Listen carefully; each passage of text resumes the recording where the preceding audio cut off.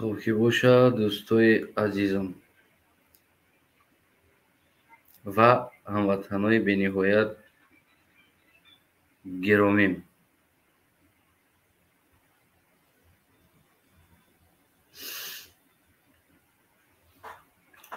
امیدوارم که خوب و صحت سلامت و سربلند هم باشه. خب دوستای عزیزم که باشین،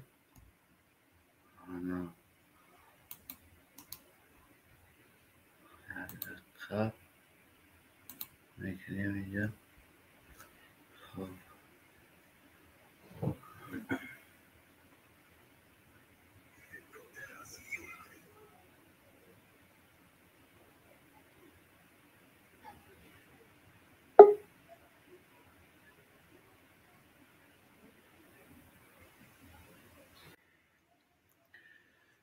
دوستای عزیزم، امروز موضوع ما بینهایت بگیم که موضوع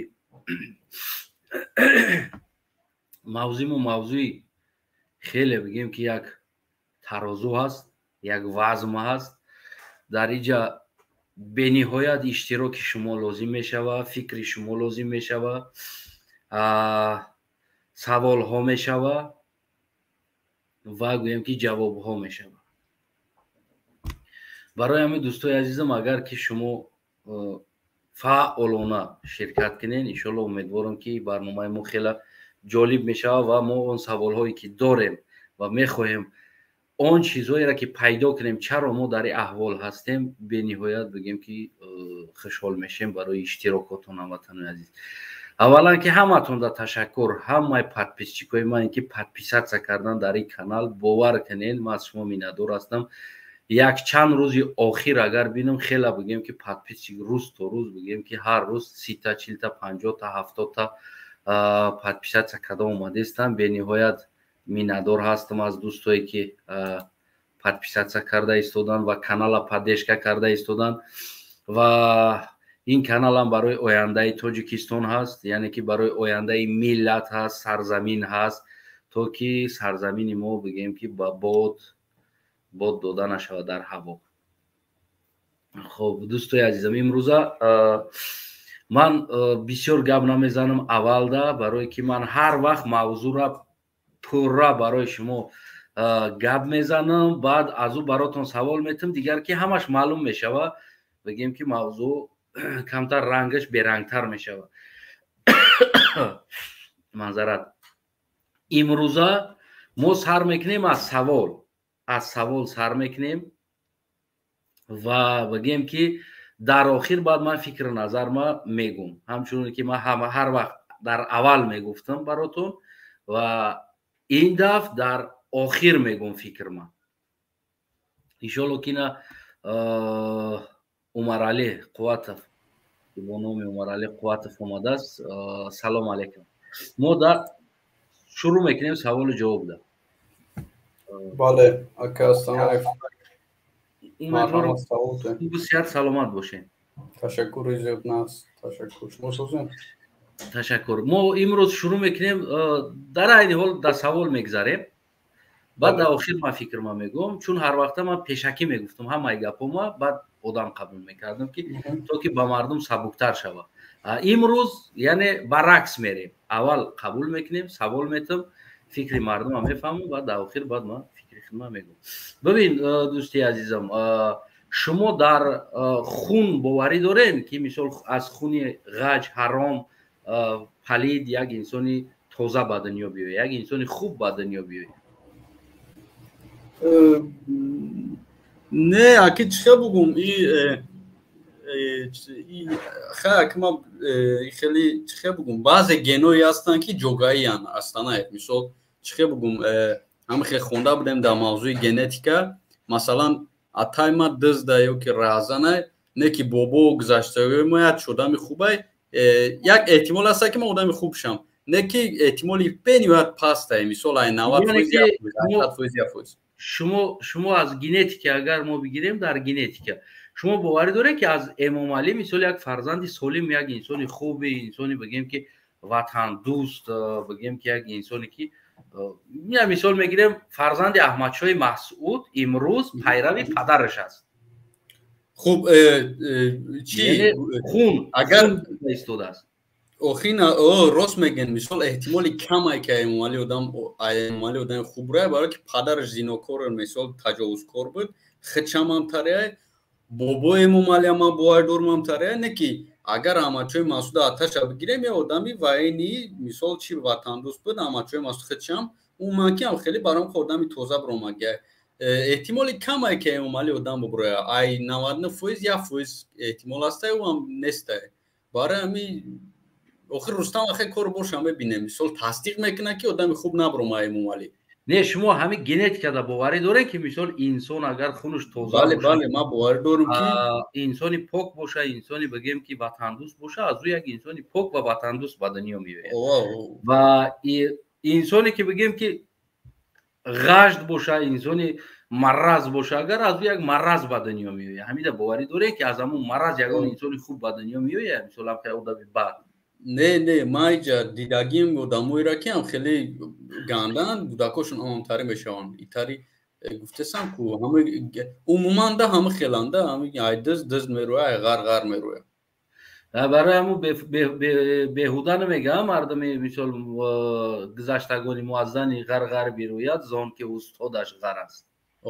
درستان همی درستان یعنی این شعر هم یعنی شما اصلا باوری ندارین که از خونی حرام یعنی که یک انسانی خوب به دنیا بیاید از گنتیکای غشت از گنتیکای غشت یک انسانی خوب به دنیا آمدنش ده شما یعنی که شاید 99% نه و 1% شاید شو گفتم که یک احتمال این شاید ای هم شاید ای 1% چیه مثال خیر امکان اینجا ما کامیل قبول میکنیم فکر نظر برادر کامیل میفهمیم. سلام علیکم کامیل. سلام علیکم برادر دوستان امیدوارم خوب هستید.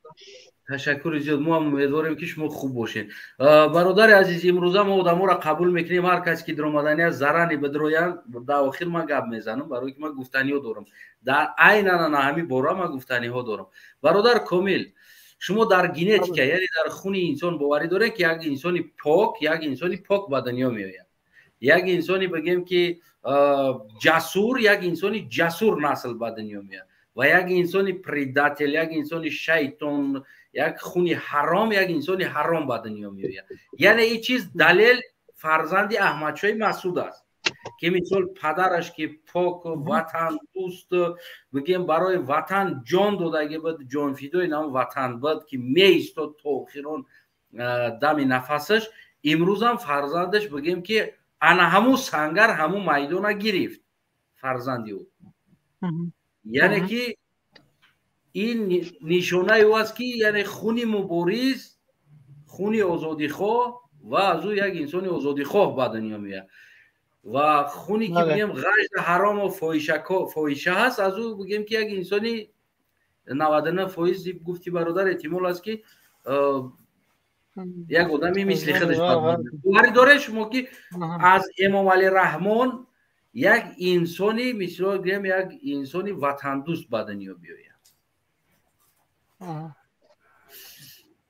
که در باره ما مثال در باره انسانیت میگم برادر انسانیت نه در باره مثال ملو او کشو خیلی نمیگم در باره انسانیت شهید احمدشاه مسعود یک انسانی سالم بود وای خب یک انسانی سالم بود و با اینجا در باره انسانیت خداپرستی هم خیلی قریب 80% انسان مقصد برای راست هدایت میکنه اما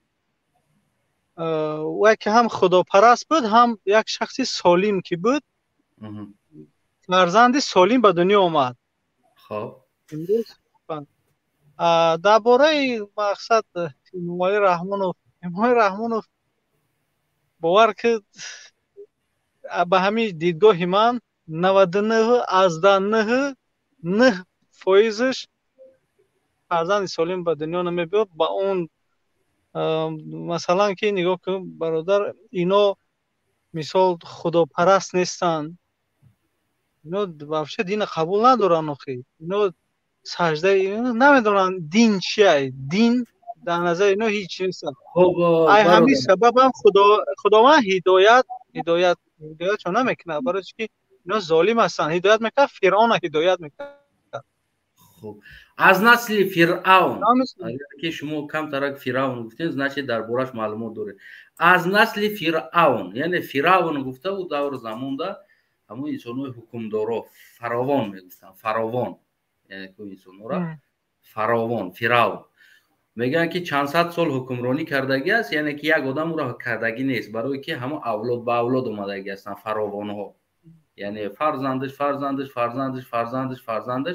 همو 1000 سال از چند سالی که اگر حکمرانی کردگی باشه مثال آخران فراوان کدامیش بود. ما یک روز در این باره یکم تر گفتگی بدم برای که ما خطا میفهمیم بر چیزی ما که چند صد سال فرعون عمر دید و حکمرانی کرد. نه، چند صد سال فرعون یگانتش عمر دیدگی نیست، حکمرانی کردگی نیست، یعنی اینا پکلین اومدگی است فراوانو.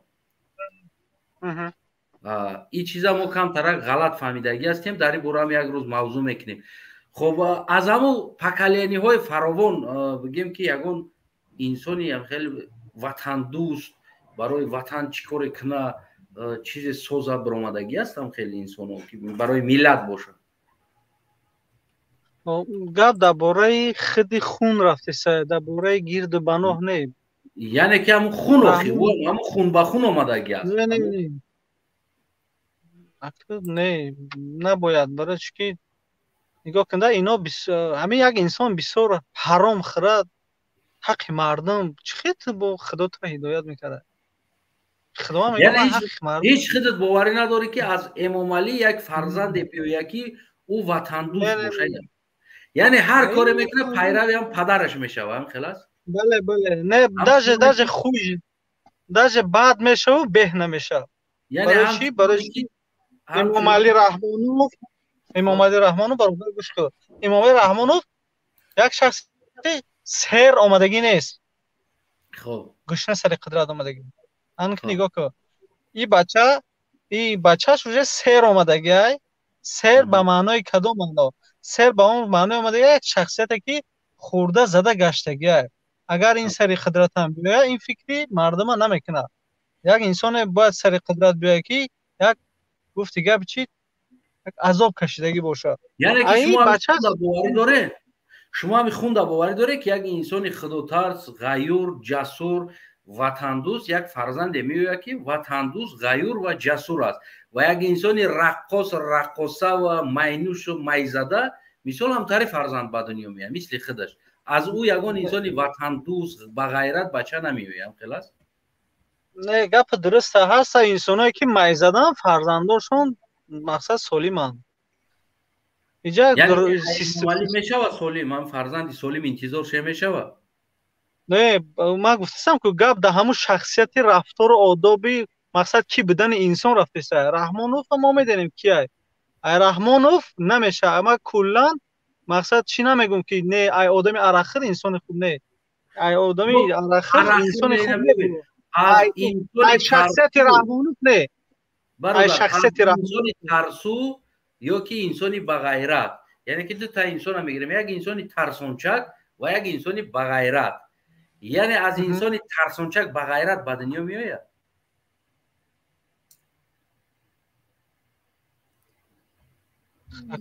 شمامون 99% ایده 99% ای اصلا فی جای خلاکی هر دی طرف با نگاه کنیم عزیز مورام امام علی را مثال عزیز مور اگر نگاه کنیم طرف عزیز ما خیلی مایزاده و دزد غارتگران امام علی هم او آدمایی که میگیم که پدرش مایزاده اینه که بچهش سلیمه، او ممکن که اوچه شدن خوب باشه، تقوا شدن مثال نه که بوده که مثال زدن نصیحت کنن که نه کمتری آدم یعنی سوس یک خون یک طرف نه یک طرف مثال و طرف مادری و پدری شاید کشیدنش ممکن است.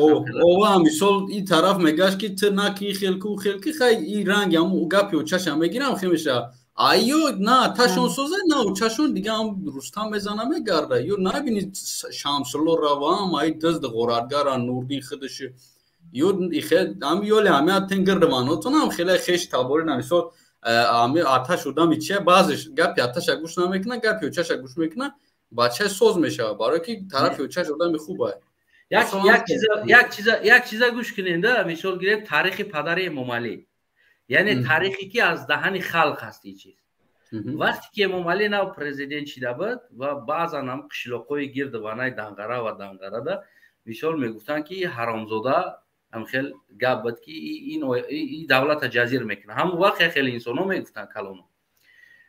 падари Эмомалӣ Раҳмон ба гуфтаи ҳамон минтақа ҳамон инсонҳо як инсони золиме ҳаст ки дар вақти ҳамон красни армия омаданда бигем ки раҳбарӣ кардагӣ аст ҳамон минтақаҳои Данғара ва Ғарғара ва ҳам территория Олимтой аст ку ҳам территорияда ҳам территорияда раҳбар раис будагӣ аст. ӯ як зинокор будагӣ аст. любой занак маъқул аст ура мегуфтааст қатима ҳамхоба ка ҳамхоба накард шуша весилка мекардаст. фаҳмидӣ? тирма навишта. ҳамон инсон ҳамин очаи Эмомалӣ қатӣ любов крутит кардагӣ аст. ин гапи халқ аст, гапи ман нест. очаи Эмомалӣ ҳомиладор мешавад. ӯ вақто аборт гуфтани чизо нест. ин оби гарм тағорада мегиранд мемонанд ки касофат намеғалта. ин қамисфанд писфанда ов када оби гарм да таффӣ мегиранш ки биғалта, ин касофат намеғалта. шикам маълум шидан мегира. шикам маълум шидан мегира.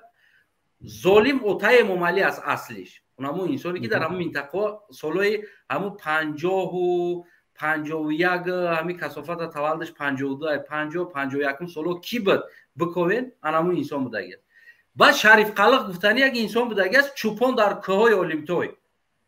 мераванд шавошав Шариф Қалиқа файрод мекунанд, меёранд мегӯянд ки ё ки Сибира ба кала мегирӣ висилкара, ё ки ра никоҳ мекунем дар никоҳоти ба кала мегирӣ. кадомиш? Шариф Қалиқ условияро розӣ мешавад, мегӯяд чем ай Сибири намира ба кала мегирам. никоҳш мекунад шавошав метан ҳомиладора. дари ин таваллуд шидаги бароям Шарипович, яъне номи ҳамуда гузаштагӣ аст.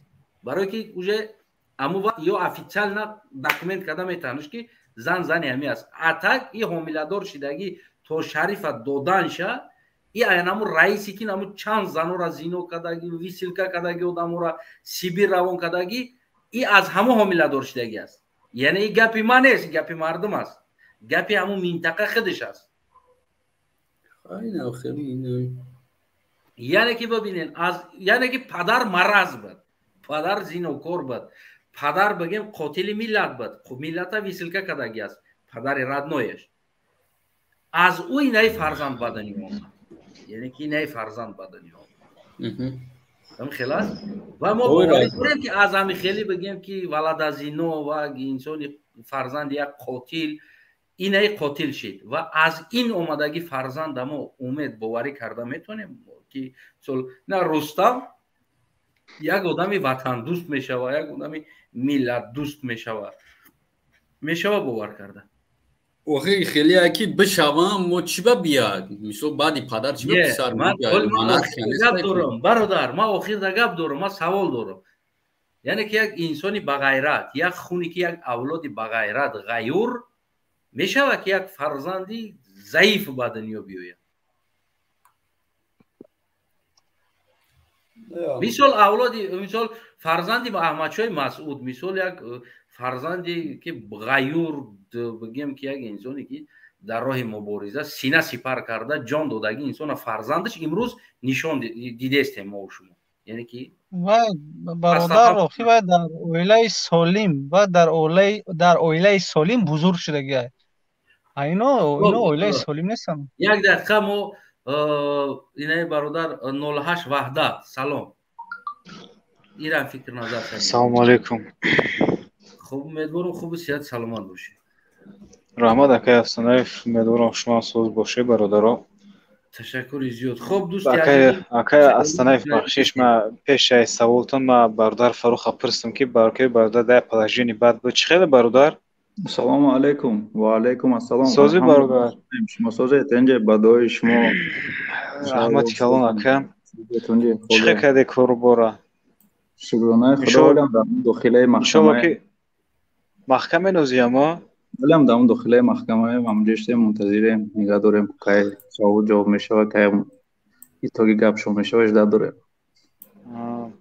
ам бародаро ки дар Украина ҳастанд, хай бародаро биан падешка кунанд, хай худо нигоҳбон бошад ка.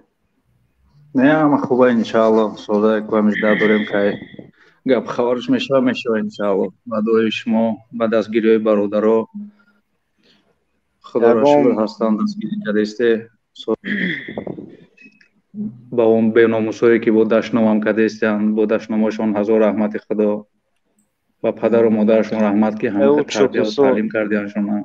ӯ чоплусо дух намекунанд, биро инҷа ба лицо гав зананд. немоне ақорат кардан гиранд, апа хоҳару очо дашном мекунанд. худованд ба падару модарашон беномусон охи ҳазор раҳмат ба ихе фарзанди тарбия кардагӣ. бародаро мо иншолло ки ба сари ё бармегардем ва ба сари мавзӯъ бояд мо суҳбат кунем камтар. бародар Фарух баъд даълоидаги гуфти ӯ гапо ки яблоко от яблони далеко не падает, бо ӯзбекиш кади агар хеле меган мол эгасига o'xshamasin ҳаром o'ladi, аммо хеле ягон хел дигаргуна мешавад, ҳаром аз ҳаром мебурад. ӯ ҳаром хӯрда омадаган аз ҳаром таолим шуда ӯ ҳаром. яъне ки аммо як шеъре ку мега як инсони ғайрат дора, як инсони бағайрат ҳаст, як инсони ғаюр ҷасур аз ҳам метавона як фарзанди рақоса ба дунё биёяд, заиф ба дунё биёяд. савол дамоя ка бародар хай шояд мумкин бошад ки мо намедонем, вале ай Раҳмонов ҳеҷ фарзанде наёмада ки бигӯем ки як миллатдӯсту бигӯем ки миллатдӯсту ватандӯст бошад. яъне ҳамин чиз ҳамаш дӯсту ғоратгара, ҳамин чиз дар лиқман вобастагӣ дорад. яъне ки лиқмат ки ҳаром, бале лиқма ҳаром кишӣ фарзандат бигем носолим мешавад. хаста албатта ки аз луқмаи ҳаром фарзанди ҳаром меояд. дар шикаи модар ба луқмаи ҳаром ки вақте ки гуфте ки таом хӯрӣ фарзандам ҳаром мебиёяд. шире ки ба фарзанд метӣ шир ҳаром аст худаш. бале зани ғар бирояд он ки уфтодаш ғар аст, ҳамин шер ҳам маъноро дорад. бале аз ҳаром мешавад. хуб бибин бародар Фарух, фикр назари шумо дар ҳамин бора. имрӯз мебинем фарзанди Аҳмадшоҳи Масъуд ҷойи падар бигем ки минбари падар ва давомдиҳандаи роҳи падар аст. ҳамин хел аст, барои ки падар ғайур буд, падар лиқмаи ҳалол мехӯрд, падар ҷасур буд. яъне ки ҳамин хел фарзанд ба дунё омад. оё мо аз ҳамаи ҳукуматдорои мо ҳамаи Имомалӣ Раҳмон ё ин ки дигар фарзандош мо боварӣ карда метавонем ки аз ҳамино ҳам як ҳамин хел фарзанди ғаюр ба дунё биёяд. ҳеҷ гоҳ агар ки мешид ин бадбахт аз аввала чи раисам буд, прокурорам буд, генпрокурорам буд, ихча дар амал нишон медод. аз ин ҳаром, ҳамин луқмаи ҳаром хӯрда падари ин зинокоре, падари ин душмани миллате, ай душмани миллат мебурад. чун Аҳмадшоҳи Масъуд ина фарзандша тарбия кард, ҳамон хел ба роҳи падараш рафтаста, иам ба ҳамон роҳи падараш меравад. бибин ин фарзандаш хурд буд. Аҳмадшоҳ Масъуд вафот карданда, худораҳматӣ вафот карданда, фарзанди хурд буд, яъне ки як падростк буд, як бигем ҷавони ӯ қадар ҳам надошт, шояд ҳам як 12 сол дошт, 13 сол дошт. ҳамирам бештар хуб медонем. ҳамин падараш чӣ хеле ки қотил ки буд, чӣ хеле ки ҳароми даюс буд, ҳамин бачашам ҳамон хел буд. ай ҳамин 15-16 солагиш хушрӯ мешиносам ҳамин Рустаман. дар ҳам пешои мактаб мо меомад бозиву ҳаромгариву зинокориву шаво буромада дар трасо ба ҷои гаишникҳо ӯ гаишникӣ мекарду, меқапид мошинаро ман мекард, тонировка снимат мекарду, клуб ба клуб боз задагӣ, героину, нашаву пешаву дигар чиз задагӣ, ҳам даюси ҳаромгорӣ, зинокорӣ ҳамон хел мекард. ин ай аввала маълум буд. ин ягон беҳбудӣ надора, ин одам намешава. гуфти ҳамон русӣ ки яблоко от яблони далеко не падает. ям ранги падарша. хуб бибин дӯстои азиз, ҳамватанои азиз, ҷавози моро дар айни ҳол 335 нафар тамошо дора, бале ки медонем ҳамватанои мо аксар дар кор ҳастанд ва дохил шида наметавонанд. бисёр дар мессенҷер менависанд ки мо барномаҳои хита як эълон ки мегам барое ки ман худам намедонам ки кадом вақт ман холӣ мешам ва шурӯъ мекунам барномаро. барои ҳамон як аниқ эълон кардан бигем ки барои манро худам дар мушкил аст. баъд пасонхай мебинанд ҳамватанои мо, не ки аммо ӯ ҳамватаное ки дида истоданд метавонанд ки дохил шаванд ва бигем ба тамоми забон тоҷики, эронӣ, афғонӣ, узбекӣ, қазоқӣ, туркӣ, уруси, любой ҳамин 7-8 забоне ки ҳаст, ҳамин ба грамматикаш ҳам набошад, ба лаҳҷавиш суҳбат мекунам. Бидроен ва ман савол метам, яъне ки дар ҳамин дута савол ман мехоҳам ҷавоб биёбам. ман гапам дорам, дари гуфтаниам ҳастам. яъне ки аз инсони ғаюр, заиф метавонад ки як инсони бағайрат, фарзанди бағайрат ба дунё биёяд, ё ки аз инсоне ки бағайрат бигем шуҷоъ метавонад ки як инсони заиф ба дунё биёяд? боҷ як гапи дигае ки бародар Астанаев, ҳидояткунанда танҳо Аллоҳ аст, гумроҳкунанда танҳо Аллоҳ. инҳо ҳидоят намеёванд, ҳидоят наёфтанд, инҳо ҳамон хел мераванд, ҳамон хел гумроҳ, ҳамон хел қотил, ҳамон хел ё зинокор, ҳамон хел душмани миллат, ҳамон хел ё мераванд. ё ҳаром хӯрда омадагиам ба луқмаи ҳаром то охира ҳамон хел мераванд. ҳаром. яъне худи шумо бародар Фарух дар хун боварӣ доред? бале, бале бародар. аз хуни дар луқма хун, бале бародар. дар хун боварӣ доред? агар хато накунам дар ин бобатҳо чандин ҳадисҳо ҳаст, чандин факту далелҳо ҳаст. خب برادر بگیم که مقسومی عبدالستار سلام. آکه سنایف ما یک دقیقه ما برای دکورم. خب یک دقیقه برادر بفرمو که 08 وحدت گفتنیات. همه رحمان وقتی که یک اونجا سفر میکنه مثال بینه که یک قریب که 2 ماه 3 ماه اونجا مارشروفکا میگذرونن، مثال مردم غم میتیم، مثال میوید در جمعیت همین وحدت وقتی که سال 2017 بود چند بود وقتی که اومده بود پیش آمدنش همین کودکان رو ما در تاجیکستان بودیم، ما اصلا این پرابلمو واپش خبر نداشتیم. وقتی ما دانشجو بودیم اونجا ده ما مخالفو ما واپش نمیفهمیدیم درباره‌اش، ما واپش فکر نمیکردیم که نسام دلی هست. با وقتی همین روسیه آمدیم بعد فهمیدیم همین چیزا را مخالفینا. ما در دورین چی بودیم؟ در دورین وحدت بودیم. وقتی پرزیدنت اومده بود، همون امام اشحاق اومده بود وقتی دشم وحدت، همون استادیوم کلانی که در طرف کریم اسماعیل هوی کرده بودن در وحدت، همونجا قریب که 3 ماه پیش که پلیسی کودکای مکتبای میونه را، کودکای لیسه را همه را کاروچی چی کرده بودن، مارشروفکا مجبور میکرد در استادیوم که مارشروفکا کنن. همون وقتی اومدنش دا پل راه په محکم شده بود. در راه محکم یک کودک گم شد، یک کودک دیگر ماشین زد مرد. پرزیدنت اومدند اون ماشین راه محکم، اون ماشین کودک چخی زده مرده، هیچ کی نمیدونه. راه محکم کودک ماشین زده، کودک مرده بود. پیش پرزیدنت اومدن برای پرزیدنت پرسید که وقتی جمهوری فاجعه رخ میده، کودک میزنن در راه میبره.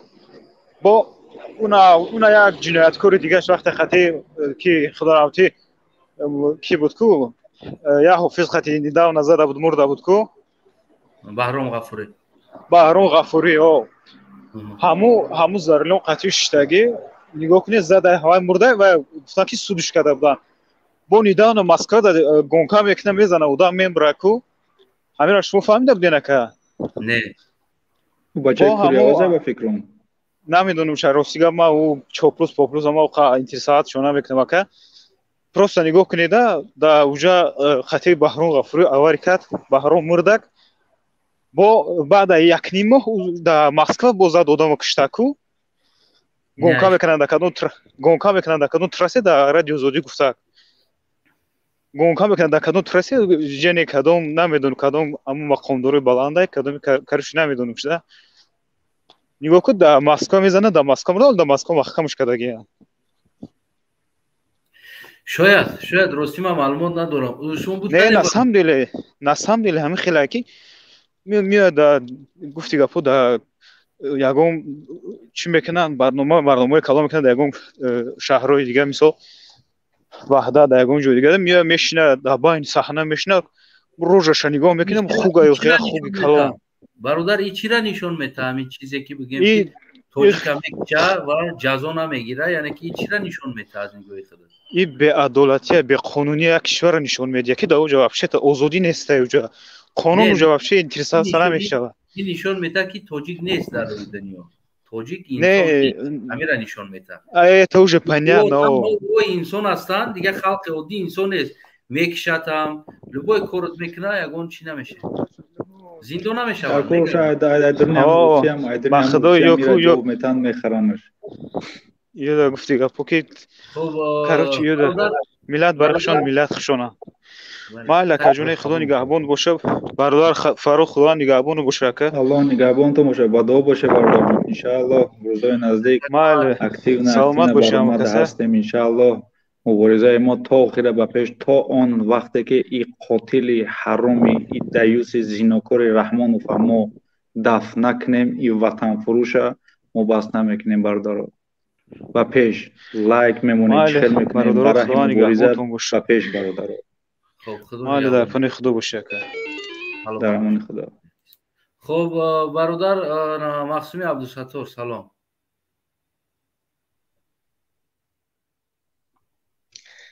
و علیکم سلام و رحمت الله و برکاته. سوزن خوبم برادران ان شاء الله. تشکر زیاد امیدوارم که شما سوز خوب باشید. خب برادر خون باوری دارین که مثال یک انسان غیور یک انسان جسور یک انسان ضعیف به دنیا بیاید یا که یک انسان ضعیف یک انسانی بگیم که نمیدونم از یک خون حرام یک انسان جسور غیور و تندوست به دنیا بیاید یعنی همین شما ژنتیک خون باوری دارین کجان ای شیر مبرویا ای روبا مبرویا که ای رامونوف کی روبای خدش بعد مورای نم خلی یک شغاله شیطان لاین دایو سینما سیدانی آدمای ای بچه شمران گموای برادر اینا همچای مسعود اینا بچه شبه چه خلای مثال پاک زارو کوادید کده سپانسه کی گفت خدت کی وقتی آتش مردن دای مایداگ بود بلاک بود نکی امی ای شیر مبرویا که روبا ای بروسام اسپاد با ایمی آتش زپاد به سعودای او نمیشه برادر او ایرا ما اگم قبول نداریم که باید مقصد آینده جناب شدنی ایرا ما اگم ما نمیبونیم لسنا یعنی شما هم با همین خلاصه هستین که هیچ وقت از یک آدمی بگیم که ضعیف یک انسان حرام یک انسان حلال به دنیا نمیوید کنست نه برادر خب ای بلید سلام برادر و علیکم السلام و رحمت الله و برکاته شیرای نر توجیک فاروق جان امیدوارم که خوب باشی صحت سلامت باشی فاروق جان امیدوارم که خوب باشی صحت سلامت باشی برادر الحمدلله حسنای خودت چکه در صدقه حسنای بوار که خیرات تونستیم که بدرویم اینم گل زدی خودم تبسم کردم کوخی باشی هر جای باشی سلامت باشه ان شاء الله که موضوع بود که ایوهان خوب گوهان میرویه موضوع همی بود با فکرم خوب یعنی که بله از پولاد یک گوهان خوب یک گوهان گشت اصلا ایرا راستی گپ فهمیدهش نمیشوه این مسئله را فهمیده نمیشوه برای که هر یک دملوی بدن که وای فرزنداشون ببینی که تمام ایو دورم باور کرده دیدم ده حیات دینورم با آدمای گنده بودن که او آدمای خوب هم برمدن برادر عزیز خب ایرا که ما فهمیدش نمیتونیم یعنی که نمیشه ایرا فهمید نه من خیلی فکر میکنم که نمیشه امام علی میشه که باوری کنیم که از امام علی یعنی فرزند امام علی یک انسان وطن دوست بروید از انیق باوری ندارم که از امام علی نمیشه از امام علی انیق نمیشه از طلا یا از نقره طلا کرده نمیشه اصلا اینجا گپ هست که مثلا اموال رحمان جمع مرنید که ایرا فهمیدن در کره انا هر یک همون ساختار که او دوره او ایدرون پرولت نمیشه او خجوه خروجی دوره و بعد طبق برنامه ها و باید برنامه ها خطی کار کنه در اوجا بچهش هم که بیاد که اون برنامه ها کار میکنه تاکش تو اینجا مردم اگر بشرط گیرن که نهی ارمینی اگر نخیزن انقلاب نکنن نگیرن بعد سیستم خود چونمونن فکر میکنم که اگر اوشم بیایه و اوشم که بیایه و هم برنامه خطی میرم یعنی که باوری نیست چیزه باوری نیست اما این اپرات و بچهش کراچی این دیزدوی که بدن یعنی- نگاه کی ببین بچه فرزند احمدشاه مسعود وقتی پدرش بگیم که ترور شد این همگی 12 یا 13 سال داشت، یعنی یک پدرست که یک جوان بود، اما جوان کلان شد در برنامه مدتی بگیم که همین انا 20 سال بگیم که داجی 12 سال هم نبوده است، خیلی 12 13 ساله نمی 20 22 سال بعد یعنی که رفته نمو سنگر پدر را گرفت. برای که او انا ول نبود گفته کامپیوتر راست، او آزاد بود، او کسی زویشی نمیکرد، او یکون برنامه روی اومدگی نبود، مردمی بود و مردمی ما برادر جان. این نظر ما برادر است. بابا دل یک شعر میخونی سرود؟ شعر نه برادر عزیز، برای چی خونی؟ در متهم مردم اگر شعر خونی بول میشه برادر جان. نه برای امام علی. نه راستی گپ. نمیشوه.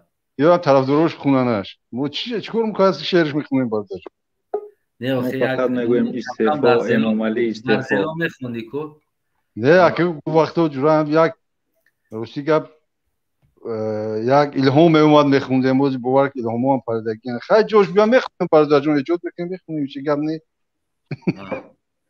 خب یک دقیقه برادر بختیار شما نمیدونم از گوگلتون که جای خطا است من شما را اینجا نشون داده است قبول کردن نتونسته استم، یعنی که میگه که میکروفون از ویدیو که جای پرابلم داره امورا میگه راست کنه ای سر بدروه. برادر بختیار شما ما را میشنوین و ما شما را قبول کردن نمیتونیم در استودیو، یعنی اجازه نداده است این پروگرام شما را قبول کردن. یک بار برآمدم گوگل تون یگون جوش راست کنین میکروفون کامera دیگر جوش اجازه بدین بعد خاموش میکنین وقتی داخل شدین. نه خب دوستای عزیز ببینید شما امروز داخل شوین، ولی من گفتنیو دارم در آخر برای که من اول نگفتم همه گپ تا که برای شما دیگر روشن میشید همش و بگیم بعضن انسانو و دیگر همون تکرارن میکردن یا که عموما دیگر جواب نمیدادن. اما امروزه صحبتی که من موندگی هستم گفتم امروزا که من پروست اتاکی را موندگی نیستم، یعنی این صحبت ولی جالبش در قفاش های آخر ده که چی میشوه. خب دوستای عزیز خب بابای ایبالید انا بابای ایبالید دوست شکستگه بابای ایبالید یکان گفتن داره برای که مردم نیست سوزی ندرامدیستن که من سوال بتم نمیدونم که ما بیننده داریم 435 نفر است بگیم که 4 کس درآمدگی از موندگی همش وزی تماشا دارن. تماشا بینو عزیز گرامی داخل شوین و سوال در جواب بتین. همین مردکای خوب بگو داخل شو بگو بیادی. نه شوگو که داخل میشون اگه ممکن که در کور باشن توجیک دست مینا کور نکنه اگر انا نمیکنه زندگیش نمیگذره برادر جون باور کده. نترسن مردم تاجیک دروی اسمیل بدروی بجیخه بدروی ابچه از داخل زندان از داخل محکمه درآمدیم، از داخل محکمه مبارزه خود را با این قاتل حرام بردیم. در کدام حالت در کجای هستی بدروی صف مبارزه را زیاد کنه مردم بدروی گپ و سوال و جواب خطانه بته گپ زنه. میگم ترمای جا خشوب دارم تو دیولو صاف اینجا 100% سوزه دو ادیال پدیال بولیش مولیش من خیالم در خونه ای بشخی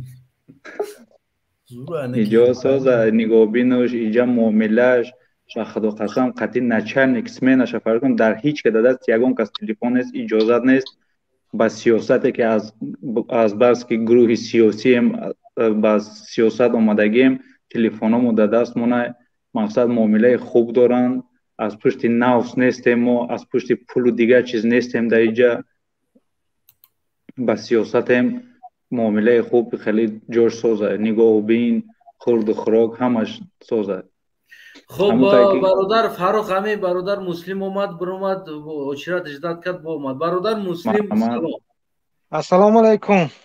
امیدوارم خوب هستید جان اکای فاروق امیدوارم خوب هستین هم برادر الحمدلله. سوال هم سوال است اگر شنویده است باشی گوش کرده است باشی یعنی در خون شما باوری دارین میتونه که از یک انسانی غیور یک انسانی ضعیف به دنیا بیاید از یک انسانی ضعیف یک انسانی غیور به دنیا بیاید؟ چی گم برادر اکمل جان میدونم که آدمی ناز میبرم سب تاگی سب ده میغلطن میگویم یکی همین امامالی باوری ندارم که آدمی حلال بروید یعنی باوری نیست یک مایده باوری ندارم که همین ذات یک آدمی درست بروید احمدشاه مسعود فرزندش امروز پیرو پدرش شد یعنی که همون سنگر گرفت همون میدان گرفت همون میدان برآمد بگیم باز هم همون حمایه تاجیک زبان فارس زبان حمایه خراسان یک جوان یوش است یعنی در خون وابستگی داشت یا که چی بودی اکو با فکرم همون شعرها بچه‌ش هم شعر میشه شعر بچه شعر میشه شعر بچه شعر میشه یا میگن که همین ای گرگ میشن میگن ای گوسپند لیکن همین یک چی هست که فقط آدم هم گرگ میتونه تولد کنه هم گوسپند تولد کرده میتونه یعنی این آدم میتونه فقط کرده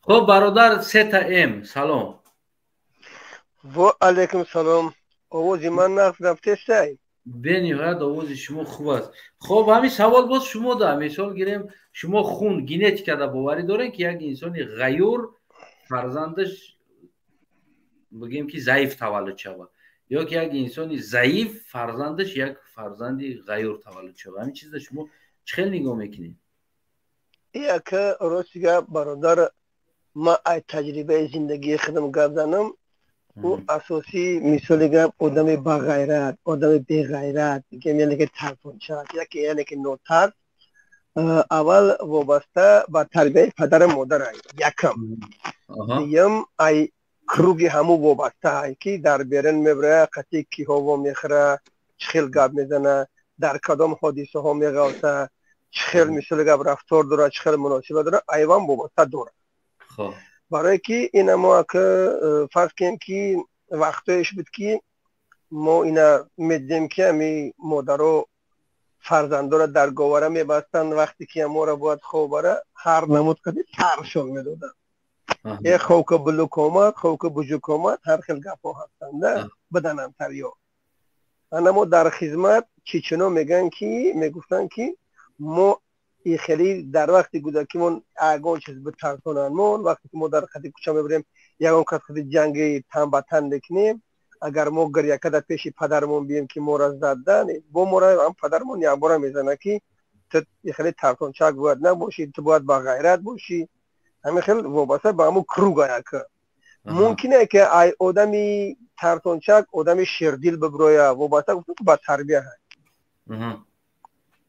بعد یک گپ دیگر ما امی شما در امی استودیا برسونم که سلمان خالق گفته چند بار زنگ زدم تلفن یک زیاده 50 مرتبه زنگ زدم نورداشت کی بهروز نورداشت تلفن همه دویم قطعی آدمو بحث میکنه که انا استقلال کی بعد سوار زل علاوه استقلال اینجا کیای ما ای همی آدمایی که بگیم مخالفین خب او محمد اقبال صدرالدین خو حسین اشرفی خو اینی بهروز کدامش باشه نباشه التماس خواهش میکنیم که نامی استقلال تماما نگیرن نام دموکرات تماما نگیرن برای آنه که همه چیز ما نداریم در زبان هست در عمل وجود نداره همین اصلا افتغری میگم یا نتغری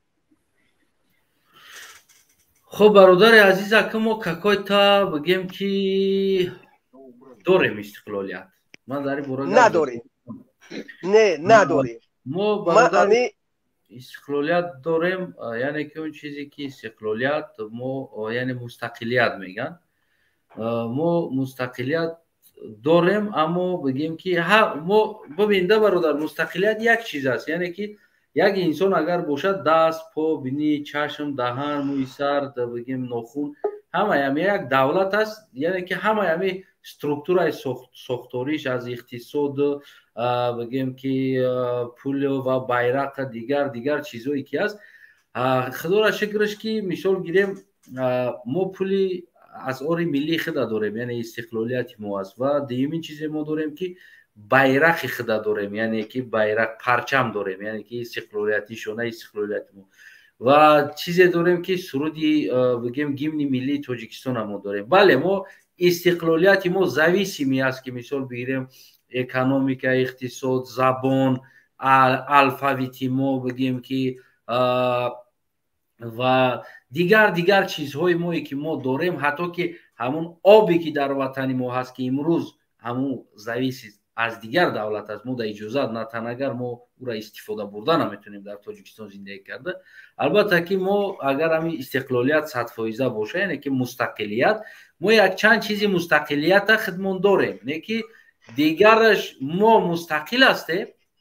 ман худя савол метавонам. аммо хуб савол ане ки гуфтӣ мо байрақ дорем, яъне ки парчам дорем, мисолга пул дорем. ҳамин савол худат барои ҳамин гапҳои гуфтаги худат савол ҳамин агар ман салаи хита дигар кунам кала дигар мешавад? бародари азиз, салав кала дигар чиз аст, бигем не гапа бигӣ. не ман ҳама гап мегӯм, не ҳама гап мегӯм ки мо бе иҷозати Россия санҷита канҷит гуфта наметонем. бародар бибин, мо пойтахт дорем. мо пойтахт дорем ки ура мо дар вақтам союзам пойтахт доштем. бародари азиз, ин фикри шумо аст, аммо ман рӯи қонун гуфта истодам. охир дар рӯи қонун, не дар қонун ҳаст ки бояд одам дар майдон бубра озод гап зана, ҳаққи хиша дифоъ куна, гапи хиша бига, кубра иратосана гап загане. шумо нафаҳмидем, ман гуфтам мустақилият аз як чиз иборат нест. Мустақилият аз ҳамон обу ҳавову нону байрақу парчаму асъори милливу тилову кону пахтаву ҳамаи ҳамин чиз, агар ҳамаи ҳамин чиза якта кардан омша мустақил меган, яъне ки мустақилият меган. мо ҳамин чизоро бигем 90-97% ҳамин чизои мо зависими аст. мо 2-3% дорем мустақилият. ҳасанаев бахшиш мепурсем, ҳамҷа лактаб исте бародар мемем. ман назари худам дар масъала, ман ҳамҷа назари худам. марҳамат гап зад. хуб бародари азиз, аввале ки мо худму мардуми Тоҷикистон, мардуми дуруни Тоҷикистон озод нестем. як тарафи масъала нигоҳ кун. ӯ истиқлолията кӣ дорад дар сурате ки мо худму ғуломем? моро худмат чӣ хеле шуд гуфт рамта мемунам. бигем немунагем. аввал ин масъала ия бародари азиз. дуюм саломат бошед бародар. ҳамин тараф аст охи. мардуми тоҷик мапрӯ ки данша боз кунад. чӣ дар Тоҷикистон бошад, чӣ дар дигар кишвар бошад. метунем дан кушода метунем? наметунем. ҳаққи худмо талаб кан метунем? наметунем. як ида омадагиам наметунем ӯ истиқлолият барои кия? хоб ин фикри назари шумо ҳаст. бале аслан фикри назари ман аст. дар сурате ки ман худам озод нестам, ман ҳаққи гуфтор надорам, ман ҳаққи ҳичи надорам. вақте ки ҳуқуқи ман поймол мекунанд, пас ӯ истиқлолият ай кия? ман нафаҳмидам. мо бародар, мо истиқлолият аз дигар кишварҳо дорем, мо истиқлолият ай Раҳмонов надорем. ин чиза туғри бифаҳмед. мо аз дигар кишварҳо агар ки гуфтестам ки мо 80-90% зависими бошем, як миқдори мустақилият дорем. мо зулм Раҳмонов карда истодааст. агар ки Раҳмонов дар никоҳи чин даромада бошад, дар никоҳи рус даромада бошад, дар никоҳи Эрону Амрикову кадом кикира никоҳ шуда даромада ин кора сари мо кардеста бошад, ин проблема байни ман байни Раҳмонов аст. бояд мо ира ҳал кунем. аммо мо мустақилияти худа дорем. ира ҳеҷ вақт шумо нагӯед ки мо мустақил нестем. худоро шукр, номи Тоҷикистони мо мустақил, 100 чанд давлат эътироф кардаги байрақ, парчам, пойтахт ва президент, бигем ки парлумон дорем. асъори милли ин гап ҳамаш дар даҳанай, дар амал нест. дар амал нест. асланаев ҳамун парчам ина чӣ хелай гӯш ки истиқлолият чӣ хелай, чӣ хел намоиш дода мешавад, чӣ хел пазируфта мешавад.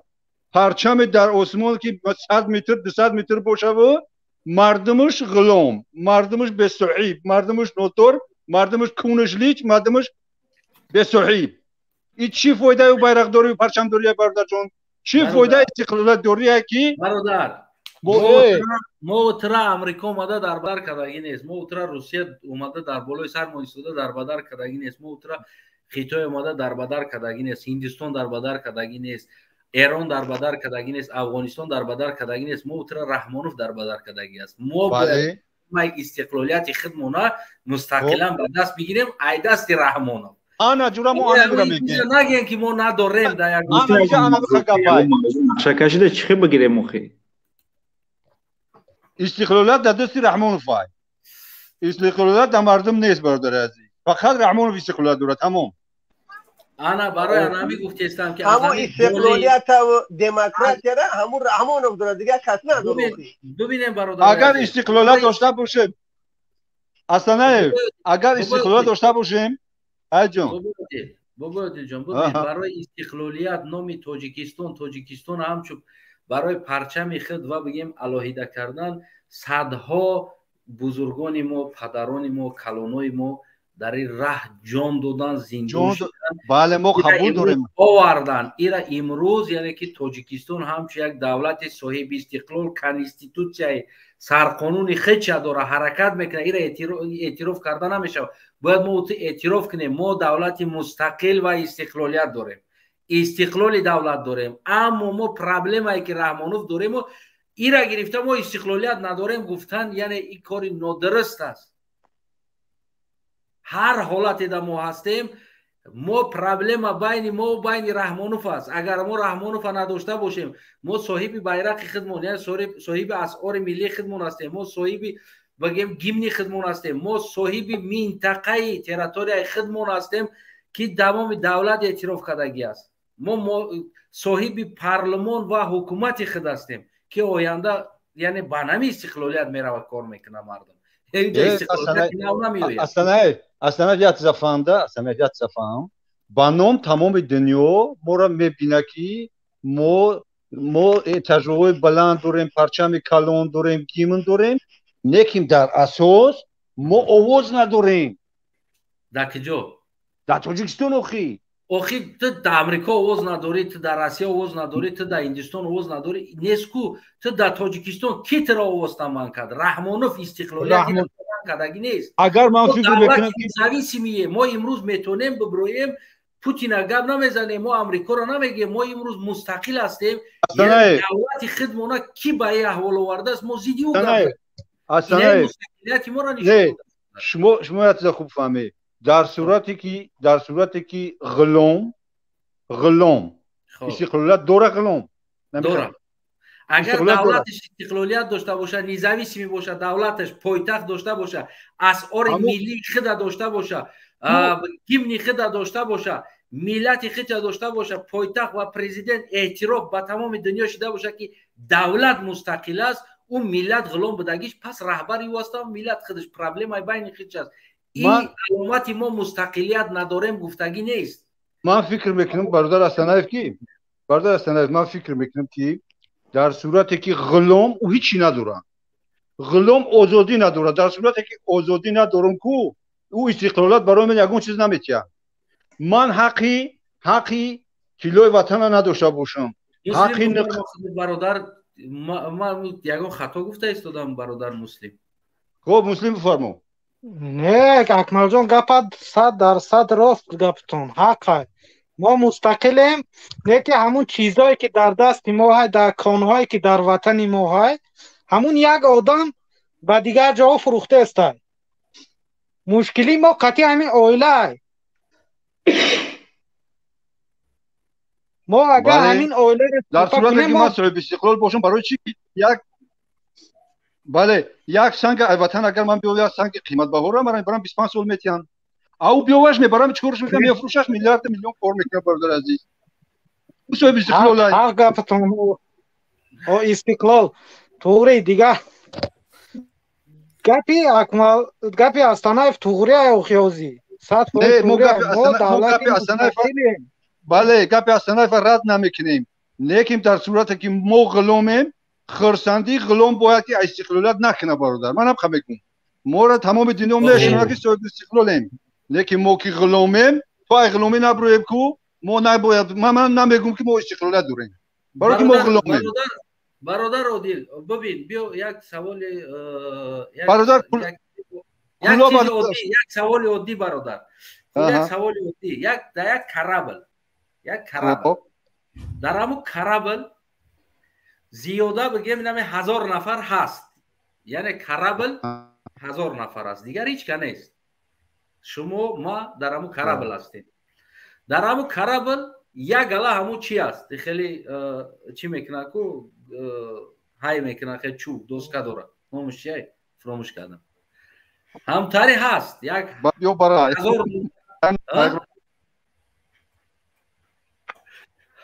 بیا همتاری 1000 فهمیده 10,000 دونه همتاری است در دنیا هم کرابل باید ما و تو شینو کنیم یک طرفی درست بریم همون را باید استفاده بریم یا که بشینیم همونجا بگیم که همین کجای همین شمال برام همونجا میریم در صورتی که کاپیتان کرابل بگه که ни в ком случае стой на место бога не трогай ما میتونم جاگانز بردن من یا عادت دارم وقتی ما در پولیا بویم وقتی ما در درنی کرابلم کو ما در میدانم ما باور که زدگیم کماندیرم گنرالم کاپیتانم من در پولیا بویم ما تصمیم ما میگیرم که ما بجنگم پینهان شم پرانم یا که پرانم ما تصمیم خود میگیرم ما ناو در درنی جای شیشتگی گنرال اکو стрелять не стрелять ма раку мегум гуш кмара рад чара мегирам мегум ки пошёл ты к жену мегум тебе ана астанаев стрелять инаи жабиё бари ма да поле бой бидро баъд бугу ма да дарни о мондагим да карабл ку агар ам бага ки ам хай накнени ра яне назанен ав тараф як ҷарай фо рафтестай лоткам сумера ва бояд бизани лоткара бирори дигар тараф бари او کاپیتان میگه که بیس نامو تام دوسکا قاطی میزنمش هم کاپیتان اول میره بله تو و دوسکا نزنیش که کرابلا بردا نمیتونی برادر جان تو و دوسکا نشه پیش یک جویا نشه پیش رو ایرا کاج نکنه او پرابلم نیست دیگه برادر جان ما انا میرم میگم برادرت تو وقتی کاپیتان کرابل آدش نشه کو کرابل با تو حل نمیرسه خدوان این علامت یو را نداره که ما مستقل نیستیم برای که ما را ظلم امام علی کردگی است دولت ما وقتی مستقل است ما باید ایره امام علی آوردگی نیست ما باید به این بفخریم که صدها پدرای ما کلانای ما جانبازی ها کردگی هستند ما باید به این بفخریم که ما آوردیم از دست روس مستقلیت از زیر روس دولت صاحب استقلال نام داره گرفتیم میرم بعدش برای چی میگه که تاجیکستان از منی با خون اومدن با خون میرم کی را میگه این دیگه بین پرابلم ما و تو است بین ما و امام علی است دیگه خلق امام علی است این پرابلم این علامت مستقلیت بگیم دخالت نمیکنه که بگه که ما مستقلیت نداریم چه خیلی ما نداریم مستقلیت دولت تاجیکستان داره پاسپورت تاجیکی داره که شناسنامه نوشتگی است این همه مستقلیتی است که تو اونم جرا داری حقوق نداری یا فکر در پیش امام حقوق نداری تو در پیش لبای دولت ما پاسپورت تاجیکیم قطعی میرم در لبای دولت میرم می پرتامش میگم ای تاجیکستان هم نترک کنده که سینه را میزنم bayrak تاجیکستان اینجا ندیدستی گربی تاجیکستان در بالای پاسپورت ما نخیم پرتامش کو میگم ای تاجیکستان هم یعنی ما دولت صاحب استقلال مستقلیت دارم این پرابلم بین امام علی دارم که امام علی بالای منزل کردگی بله بین امام علی است این در مستقلیت دولت ما یگان دخالت نداره بله استنایف ما استقلالت داریم در تمام دنیا ما را میشناسه لیکن اگر بگیریم رحمانوف ما را تا چقدرگی که ما باید فرستنده او استقلالت هم نکنیم تو وقتی که ایتای پای رحمانوف خلاص نشیم کو شریک باید دست نگیریم و استقلالت جشن نگیریم این نظر منه خب دیگه برادرو فکر نظرش رو گفتم مرحمت که برادر کلوب بفرما برادر سلام علیکم برادرای اهل اسلام ای ولید اکای فرق جان خیلی بد ندیدمت یا اینو سلام میگم برادر ای ولید بهترین سخنو کردی در استقلالیت وطن ما فقط غریبی ای تابندگی ما دیگه یگان او استقلالیت در لیش نمو بگیم جشن همو کیوز همیو گرفتن همو درست هم نبود این گپایی که نو اکای MMA اوزی برآمد گپ زد، اکای ایبالید گپ زد، ما طرفدار عیناً انمی برادرایم یا پراول گپ زدم. خب سوال دیگری است. این سوال هم میکشم برای که سوال هر یک انسان با استقلالیت با فهمیش خودش میفهمه که استقلالیت چی است. بله ما فخر دارم در همه جا که من دولت مستقل است، نه که اکونومیکای دولتی ما بگیم و غیره همه چیزای دولتی ما زویسیم است. استقلالیت خود چه نداره. اکونومیکای دولتی ما دیگر چیزا این استقلالیت خود چه نداره. اینا زویسیمی هستند. این معنی را نداره که تاجیکستان یعنی که یک دولت مستقل نیست. این معنی را نداره. البته برای این جانبازی‌ها کداگی انسان‌ها هستند، خاطر خونی و خاطر جانی و خاطر زحمت‌های و کو ما این چیز اعتراف میکنیم که تاجیکستان ما و ما فخر میکنیم که ما مستقل هستیم، یک دولت مستقل. اما در یک دولت مستقل یک دونه ظالم است، یک ظالم. ما 10 میلیون یک ظالم صرفا نرفته استیم، یک ظالم. اما باباهای ما او وقتا 7 میلیون بودن، کلونو اوبشی تاجیکستان همون منطقه تاجیکستان 7 میلیون بودن. زیدی SSSR برآمدن، میتینگا کردن، برآمدن مستقلیت خودشون طلب کردن که یک SSSR کلان زدن خودشون برآوردن. اما ما ایا رحمانوف خودمون برآوردن نمیتونیم. ما دعوا داریم که ما مستقل نیستیم. نه ما مستقلیم، ما میفخریم با مستقلیمون. خب برادر ببین، خون باوری داری که از خون یک انسانی غیور جسور یک انسانی ضعیف به دنیا بیاید، یا که از یک انسانی ضعیف یک انسانی غیور یک انسانی وطن دوست به دنیا بیاید؟ باوری داری خون دار همین خون میشه که ایواز شود. یا که اینا فرزند احمد شاه مسعود خدا رحمتی احمد مسعود امروز جای پدرش است. ما باور داریم که امام علی را فرزندش بگیم که یک فرزند وطن دوست چه باشه، وطن دوست شود. بله گپت 100% برادر. اگر آدمی که به امام باشه و ننگ ناموس داشته باشه، رنگ احمدشاه محصور میگوی او ای انسان، ای آدم مسلمان تولد شده، ای یهود تولد نشیده. ای جناب ما را نمیدونم، نه مسلمانیش معلومه، نه خریستیانیش، نه یهودیگیش. ای تری آدم چطوری مرد بچه تولد شوه با خودت اینا ایمو دا با بسواتر خوبتر میفهمی. او سیوالش یه نرکمه نه ایگجو سری خیلی مردیگریش ایشون میته. یعنی اگه انسانی ترسو یک آدم غیر تولد میشه و بغیرت نه کنش نه ای مرغ تولد میشه و ای بقای دیگه پیدا میشه. ببین ای مرغ اول تخم تولد میشه. خیلی که اون تخم چوجه میشه برادر که درازش نمیکنه ای مرد پیدا میشه و همون مردینه تخمی که گذاشت همون چیز پیدا میشه و اوجا در ضعیف بعضی بچه خودمون میگه که اعتماده مثال دختر تولد کردی سر میتن و ایلوشونه مثال نه برادر او چیزی که تخمی که خودت گذاشتی همون چیز پیدا میشه و همون که گفته گپا همون اگر مرغ هم که باشه همون خروس که همونجا مرغ گفته اگر موکیونه که تخمش کشته باشه همون چیز پیدا میشه و برادر که هر کسی اینه ناموسش برادر. برادر عزت‌الله شما در چی فکر هستین؟ یعنی که از یک انسانی غیور، از یک انسانی جسور میتونه که یک انسانی ترسو رقاص تولد شود، یا که از یک انسانی رقاص، از یک انسانی میزده یک انسانی غیور وطن دوست تولد شود؟ همین چیزا باوری دارید شما؟ سلام علیکم و رحمت الله و برکاته که استنای و تماشابینان و امروز که در برنامه ما هست است. بله در موضوع شما من میخواستم یک پاسخ خودم بیان کنم، سخنهای خودم. بله این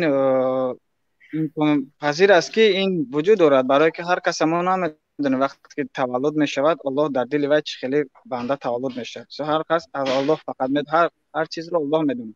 ما نمیدونیم که امروز شما مثلا چی میشه، فقط ما چی خیلی میشه. 5 یک نیست است. نه که در حالی که اینا اوجه در سن سال هستند. مثلا بچه احمدشاه مقصود میگه یا رستم مالی اینا اوجه در سن سال هستند. اینا چون برنامه خودشون نشون دادن چه جوری هست. مثلا وای از یک طرف بچه احمدشاه مقصود یک بچه هست که یک بچه خوندگی با علم با فرهنگ با فهمویشی وای دیگه خیلی ما میبینیم که رستم امالی ما فهمویشی وای چه خیلی است. این مثل همون پدرش رفتار پدر افساد رستم وای مثل پدرش رفتار کرد. همین دلالت میکنه که یگون خون در همین دخالت داشته باشه. مثلا خونی احمدشاه مسعود خدا رحمتی بگیم خیلی یک گنتیکا میگن کو و ایرا در خونش همین چیزو شاید دخالت کرده باشه. ای خون هم شیده بله مثال ای لقمه هستن لقمه حلال است مثال بله دخالت کرده.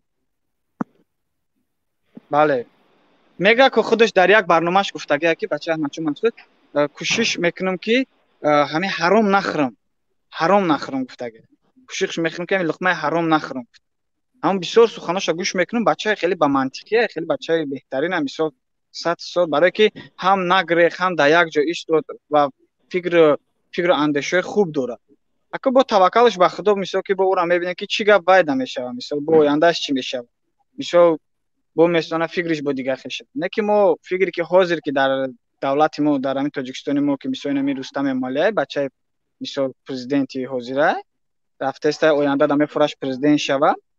برنامه‌اش ما دیدیم یگون برنامه خوب نداره که مثلا вже فکر اندیشه‌اش вже مردم میدونه چی نقشه داره.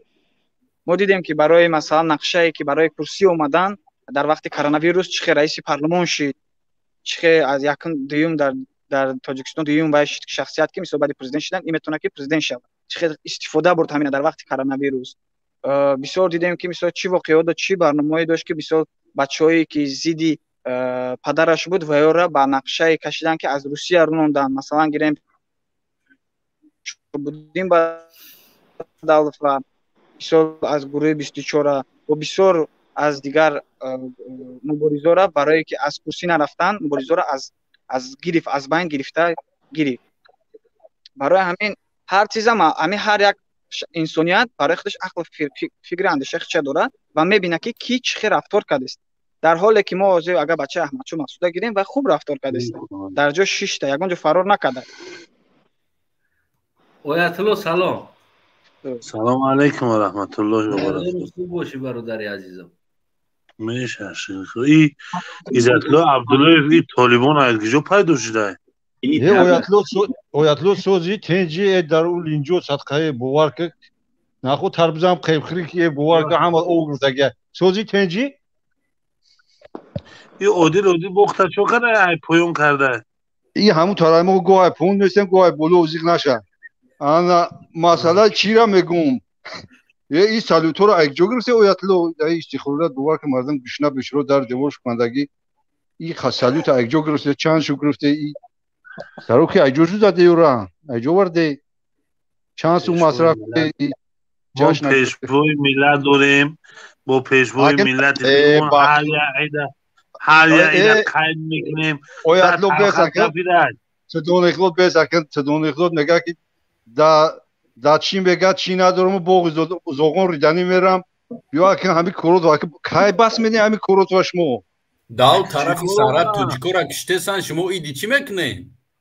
نه اولی بیست برادر مسئله مصرفش گپ زنه میگم بودجت کم مردم پیسیوش کم هم بچورو در دیوارش جگردگی شرایط ندارن خانه مردم چپا کرده استن خانه مردم بشرو ایسه و فروخته ایسن همه چپا کردن انا خونه که چپا کردن صدانی خدا خونه ترا عادل خونه ترا چپا کردن خونه ما را چپا کردن خونه هموطن ما را چپا کردن خونه ملت تاجیک چپا کرده استن یا برجا بیست بیان یک کار میکنیم بابا عادل بیان یک کار میکنیم اول بابا عادل قطعی اطلاع گپ زنه بعد برادر یک تا بگیم هم قطعی گپ زنه نه اطلاع دوستی خدمت برادر خدمت من نمی تو قیامت دیره دوستش میدارم دوستش میدارم در جگی تدگاه که نه دم بابا در جگی دست جگی تدگاه دونه خود جگی تلوی چیار اکی دا پرابلم اگه اوتیدگی دیگه چیکارش کنیم خیلی هرمچ میکنیم میدونیم که در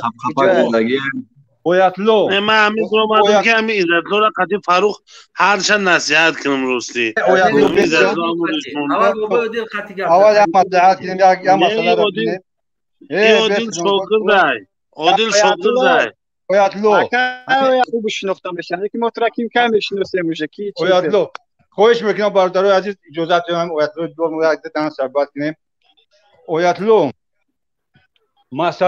مسئله خونوای مردم چپاکان مرا میشناسی نمیشناسی میل همه این شمون برادر همه ریش تایو رنگی مسلمانامون جواب بگیرش موضوع نگریز التماس برادرها جواب ندید کی منم میگی جواب ندید التماس چیش محکم کنید برادر عزتلو خواهش میکنم خونه تر اون چپا کرده خونه مرا چپا نکرد خونه همشهری من خونه فرزندی توجیک چپا کردن تو با اکسکواتر آدماش در درونش کودکاش در درونش برای چی چپاش کردن یا برام میره برای ما بگو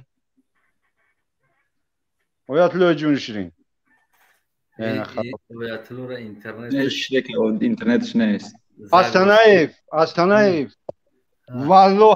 والله شی برای مردم گپ میزنن برای مصیبت مردم ول میگه که خط خونه تا کندن میگه که همسایت اگر کی و شرطی که گدو باشه که فقط گدو میشه همسایت اگر دز باشه فقط دز میشه همسایت چی نبوده باشه خربزه رنگ میگه همسایت وقتی که یه برتون نگاه کردن برادرای عزیز تو زمینه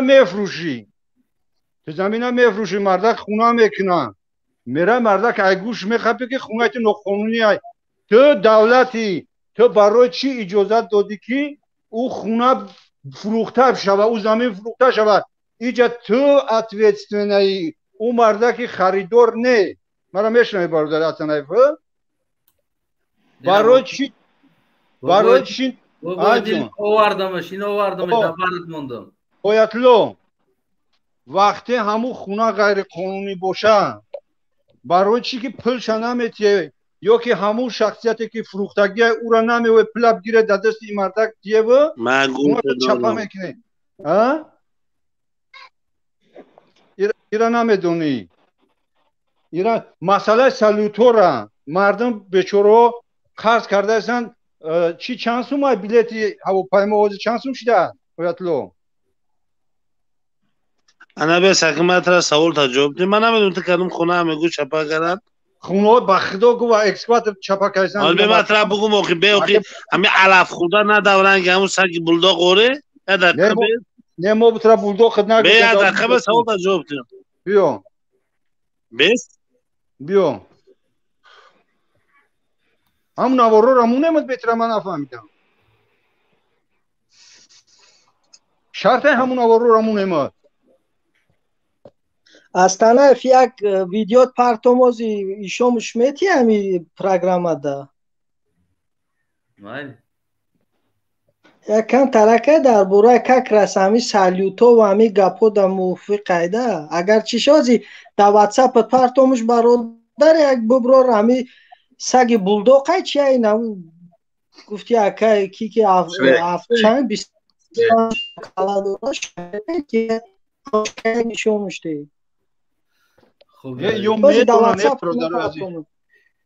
برادر کلوب یو همش میدونن این مسئله را سالیوت هم میدونن میگن که برای چی که قدر مصرف کنیم میگه که ما پیشوا داریم او را گوشوارش زدن در کار او را در دستوش زنجیره کردن در کار چلش دوختن در کار نخونوش سر کردن در کار و خب این مردم میلش آخه مردم ندارن نرخش و قیمت های شرایط بزیب شده است ما ذخیره دستورش رو میفرمیم نخونوی پیشوا را ما کلاس کم میکنیم تدون اخداد همی حوله همی دولت دوریه هم بیست ببینه لوای پیشوا را ما سرخ میکنیم ما برای پیشوا داریم گیجا مضمونی گپ همی جمع نفهمیده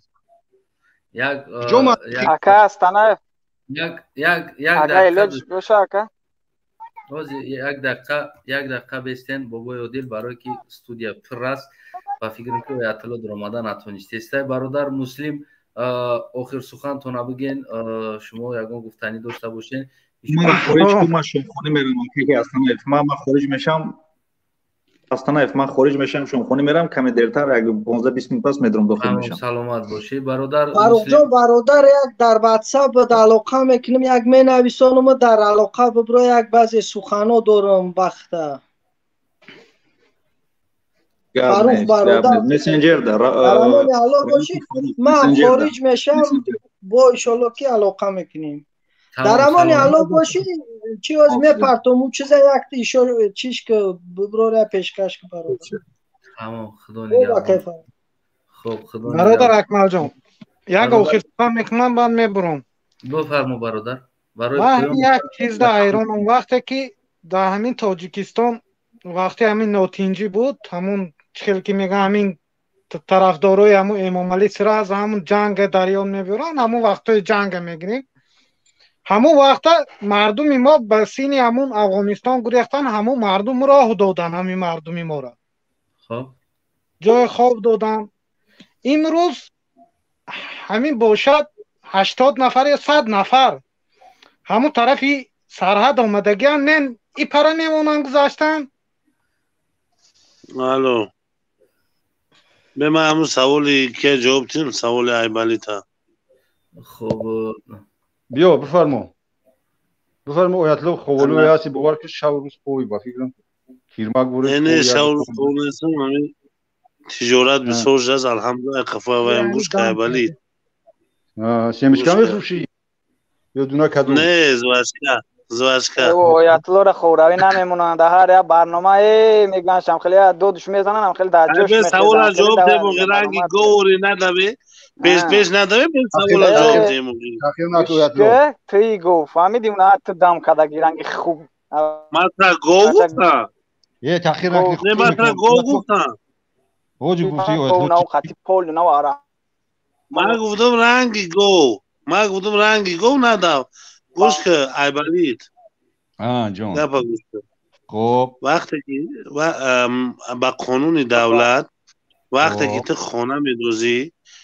فهمیدی باید بودجت تا پیشنهاد کنی ارکیتکتور همون دولتی برای تو باید همون نقشه تا با یک جویگی تو مثال قطعی تو گوش که آیتلو انا نقشه را میکشن به هم حالی گوش که حالی بیا مطرح فهمیدیم چی میگوی او کاغذ داشت در دستش او کاغذ داشت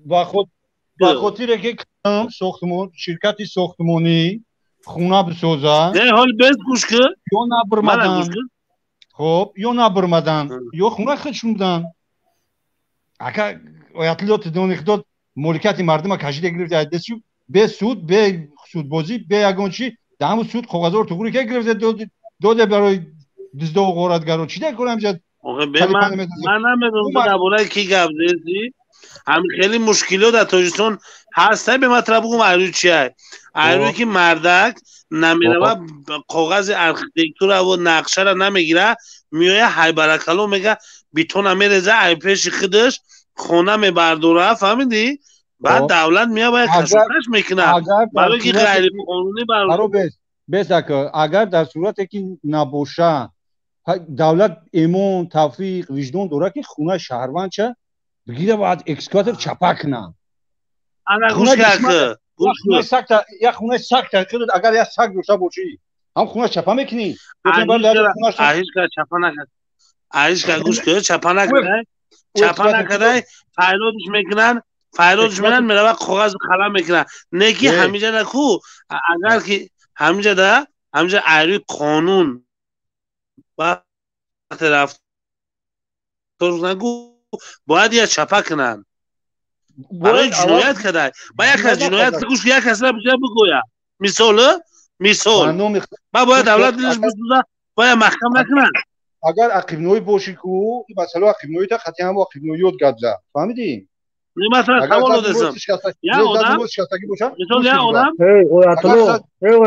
اویتلو دکون نگم اگر دستم نکن شرکی پدر نالات برو داشتا خوش میکنم اخورات نکنی بستی جان کی هم خیلی خانه ساخته کی هم خیلی خانه ساخته های برکت الله گفته پیش خودش برآمده خانه ساخته یگان کس هم خیلی میکند ای مرد که خوب مردم 10 سال در نوبت میایستن اینا رو خودم پرویز بگو کی سال شد در نوبت خانه نمیگیرن پرویز بگو کی گوش کن پرویز بگو والله بالله تعالی مردمی که در دهاتن وقتی خونه میدوزن همه میرن اول دکومنت میدن بعد خونه میدوزن بگو مثلا دهات آدم ویدیوش همه بلارم کی در شهر خوجان چاپا کرده ایستادن خانه‌ها بستن یک غیر دقیقه قانونی آیتالله من سوال عادل گفتن یا تبعیت گپ زده من اول قطعی عادل گپ زدم یک دقیقه بس عادل سوال دادم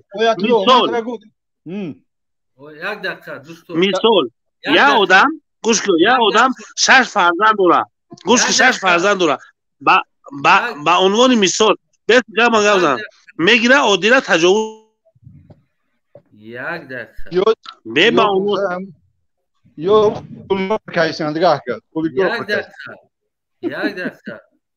دقیقه دوست عزیز یک دقیقه بستید آیتالله سختی بد نگیرین آیتالله سوال یک سوال است همین خونده باور داریم مثال یک انسان خوب به دنیا میاد یک انسان غیور نه مثال احمد شوی مسعود فرزندش احمد مسعود غیور به دنیا میاد یک انسان میزده رقاص الکش مثال گیریم هم تعریف فرزند به دنیا میاد همین خون داخل باوری داری که هم خیلی میشوه یا که نه یا سنایف با نام خدا روشنی را تو روشنی را به من جواب من هزاران آدم میزده را دیدم که فرزنداشون اهل تقوا و بیرق برداری اسلام و بیرق برداری ملت رگن هزاران انسان خوب دیدم که مثل حضرت نوح که فرزندش خواهیم بود هر کسی که الله توفیق میتیه او را الله توفیق میتیه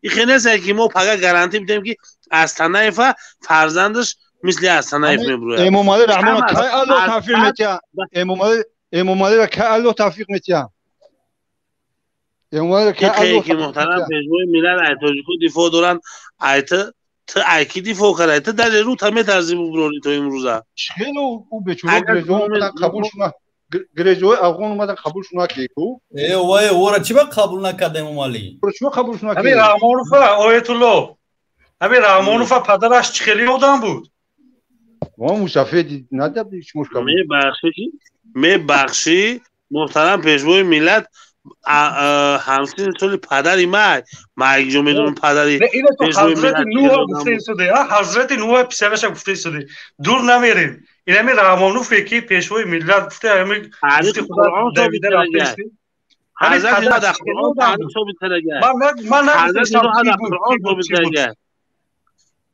حضرت نوح در قرآن ایمان نداری رفتار داشت نه تو با قرآن ایمان نداری ایمان دارم بس تا که اون یک بحثی دیگر است اون جداگانه است اون درست است اون 100% همه مؤمنیم ولی تو مؤمنی یا مسلم ما همه مؤمنیم تو مؤمنی یا مسلم نه تو مؤمنی یا مسلم من مؤمنم تو سوال مسلم نیستی مسلم نیستی تو مؤمنی یا مسلم پرویز قرار مونی را کی یه بچه جواب ده سوال دیگه جو ندارم دویده ندارم مثل نه دویده ندارم تو گفتی همه مؤمنیم اینجا بس همه مؤمن و مسلم نرفته ایستاد است آیتالله تو همه را مؤمن گفتی تو مؤمنی یا مسلم این بس این نیست من از تو پرسیدم که پدر این انسان است از ارثیت پرویز خراب است جان پرویز خراب ما را گفتم خدای تعالی کای امام را توفیق میده مو سوال دو دکتین خوش میکنه بس هردش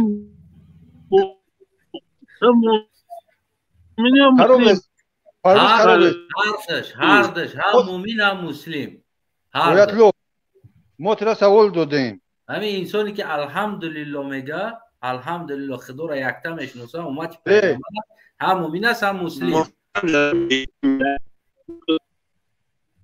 اویاتلو گوش کال بزنی بس اصلا اویاتلو گوش کن اویاتلو سوال جواب ده شید کای توفیقش میتیه خدای تعالی امام رحمان کای توفیق میتیه ما هر کس از روی عملش میبینیم بها میتیم که همه انسان اهل تقوا هست یا نیست محترم پیشوای ملت از 5 رکن اسلام 5 رکن اسلام به جا آورده. گوش کنه به تاخیر گوش کن نبرم. نه 5 به 5 5 در کورنت نمورا بزنم یاتش در کورای. امار رحمان چی میخره سحری و چی میخری؟ حالا به تاخیر سوال داد تاخیر گوش کوخی. در کورنت سوال داد تاخیر گوش. 5 رکن اسلام آدابی بحث بود. گفت سوال جواب تی التماس. چی میخری سحر امار رحمان چی میخره؟ اول ابیچی شما فقط دلیل ختم میگم. شیراخی فقط دلیل ختم میگم. فقط دلیل ختم میگم. بس یکمش کی خودش اعتراف کرد که من مسلمانم. این کلمه شهادت است. چی میخره گفتم ما کلمه شهادت نگفتیم. حالا گوش کن. هر یک گوش در کلمه آی ای مردک خونی مردم خودشان رفتن اونجا چی شیدگیان حاجی شیدگیان ما خون مردم خودشان بیا موش وکورا اما چی میخره چی میخره سوال گوره طرف سرسرک میخره سوال من یکی عمر رحمان کشف تفریق من تفریقش داده است ساری او چی میخره و تو چی میخری همین برای ما جواب چی ساری او چی تو میخره تو چی میخری من میگم که من فرزند این ملتم محترم جناب ولی هم فرزند این ملت اما من با محترم جناب ولی در جا زندگی نمیدونم که من ببینم او چی میخره هر چیزی که برای مسلمان اجازه داره تو دونخداد او چیزی که او میخره چقدر فرزندات میخری همون چیزی که او میخره چقدر فرزندات من میدونم او چی میخره تو نمیدونی که همون او چه خوبه من میدونم او چی میخره مالی نبودی او نه خرابه چی باردم نکرد یک خرابه التماس نگرزایش او خرابه جا بیست خراب تو باوری داره که ای رحمان خوب بخری تو باوری داره که ای رحمان خوب بخری او نه بینی دام کارانگام باوری داره باوری نداره ای او خوب میخری تو نولای دایر گفتم همین رو داره شما مردم باوری داره که همین مردم شما باوری داره که همین ای رحمان خوب بخره حق سومون نامی خورده گیا نه بی سومون کوکچوی دام کاگیا این قدم میگم سوال برای من ها نفهمیدم گوش کردید شما ادای بحث نگرفته ولی که دو دی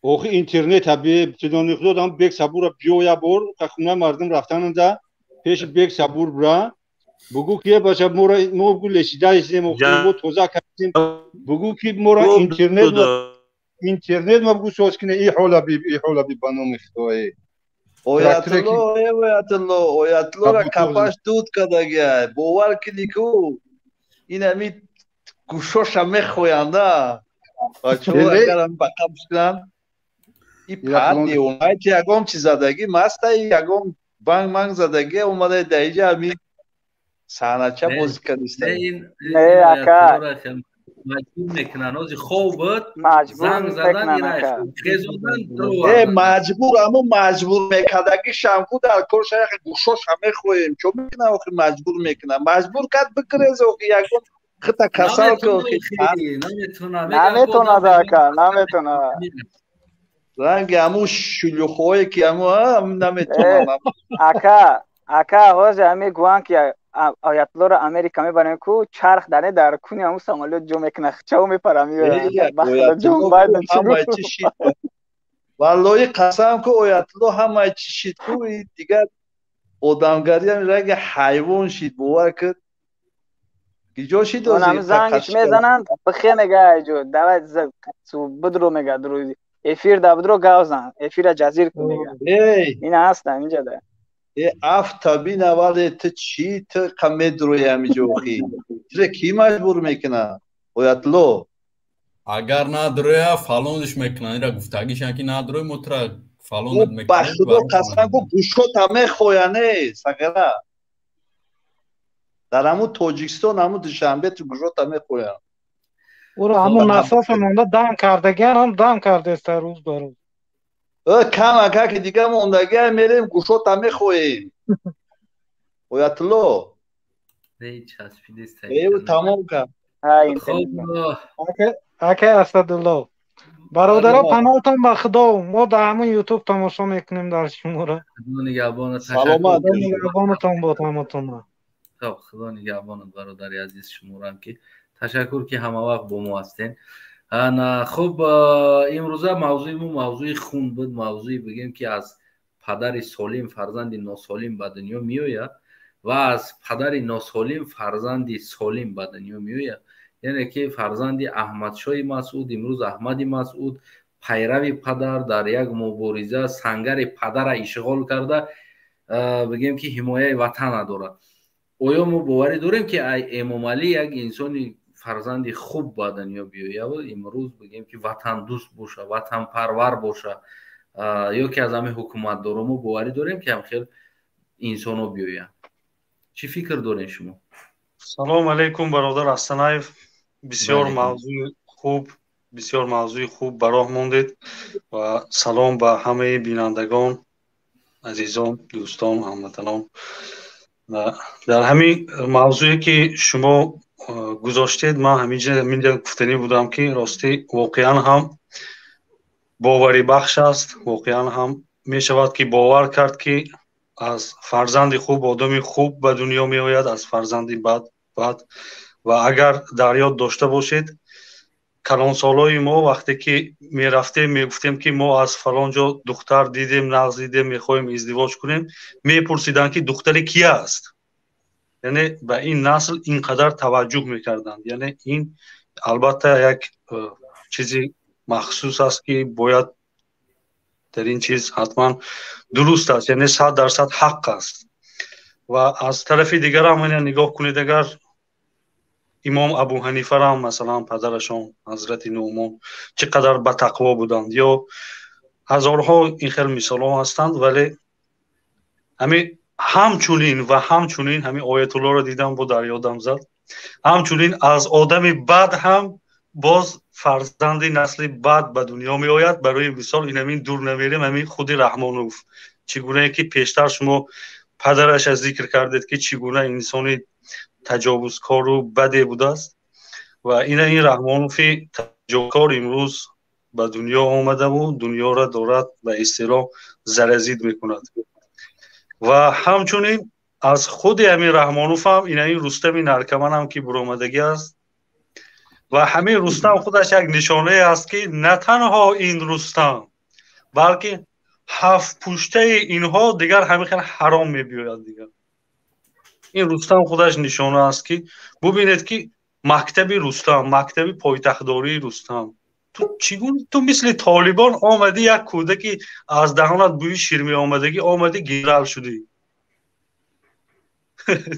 بله فرق بین همین طالبان و بین رستم در چی است اونم همین خیلی السلام علیکم گفته در آمد اینم السلام علیکم گفته برآورده شیش تا همین خیلی رئیسی دوشنبه و رئیسی کم کجا و رئیسی نمیدونم اولی پارلمان خوش شده رفته است و چیکارا کرده است و رئیسی کدام شرکت و رئیسی فوتبال و رئیسی کروپسیه بود کیم چیزا و همین کجای پول دیدن همونجا کجای بود همونجا را رسوا کرده این یگان فرقیت ندارد همون این هم من از شما تصور کنید در دوشنبه دخترها گم میشوند زمان پاندمی 4 تا سرحدها محکم کجا میشوند کی جرأت میکند که دختری مردم دزدد کی یک چیز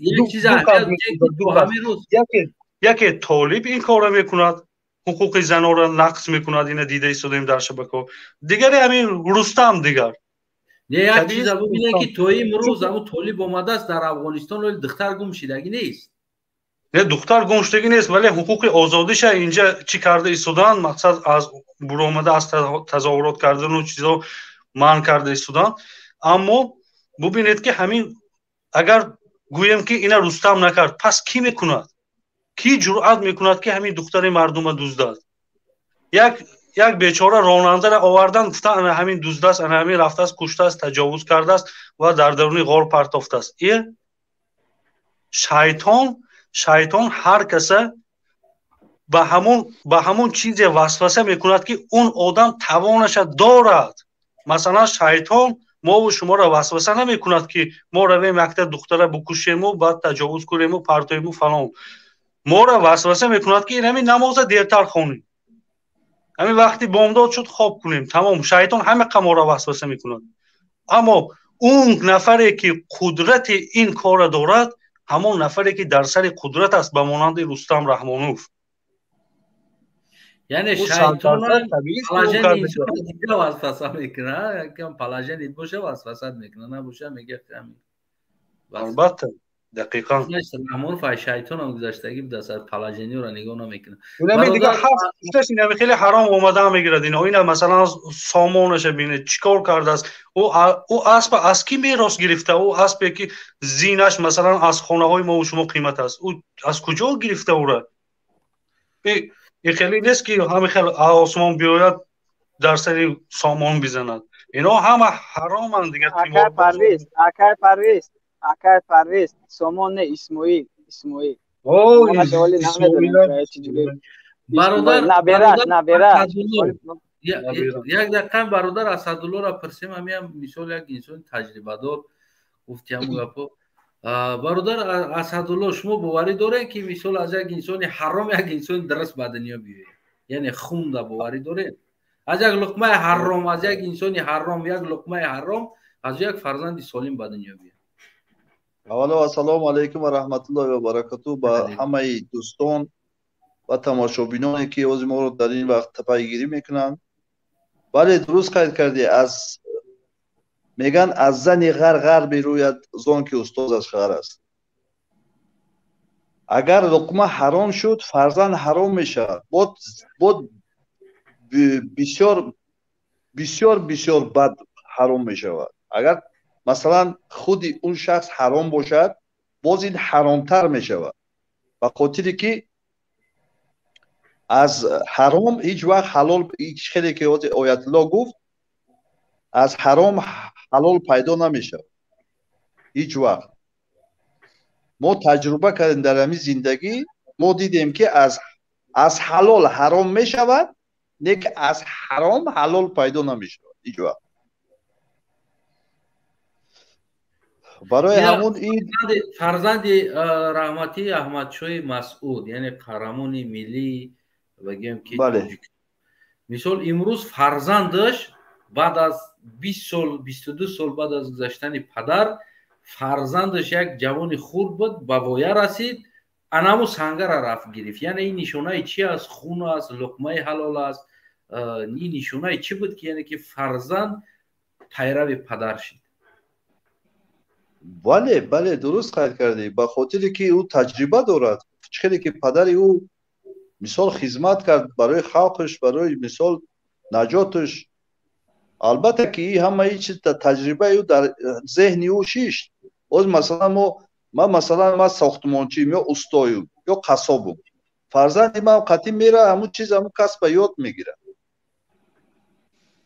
همین خیلی همون چیزی که پدرش عمل کرد باز هم پسرش میخواد که همون خیلی عمل کنه همون عملای همون پدرش باز زنده و باز دیگه چی کنه انا سوالای اصلی دا میگذاریم ولی که همین پدر شدی سوال اصلی دا میگذاریم مرحبا گنرال های ما پالکونیک های ما یا وقتا سینما زدگی های ما قماندان های ما امروز همش فرزندش رقاصه شده است این چی است اصلا یا خونش تازه نبود این در خون وابستگی داشت در لقمش حرام بدیره یا تربیه نداشت چی شد که امروز از تمام از زیاده 100 تا این طرف 100 تا اون طرف کماندان و گبزن شرای نر زدن SSSR مستقلیت گرفتگی را فرزنداشون امروز در پیش امام علی میرقصن در ایش چی است این در خون وابستگی نداره این چه خلاصی اصلا ما همیشه نفهمیدم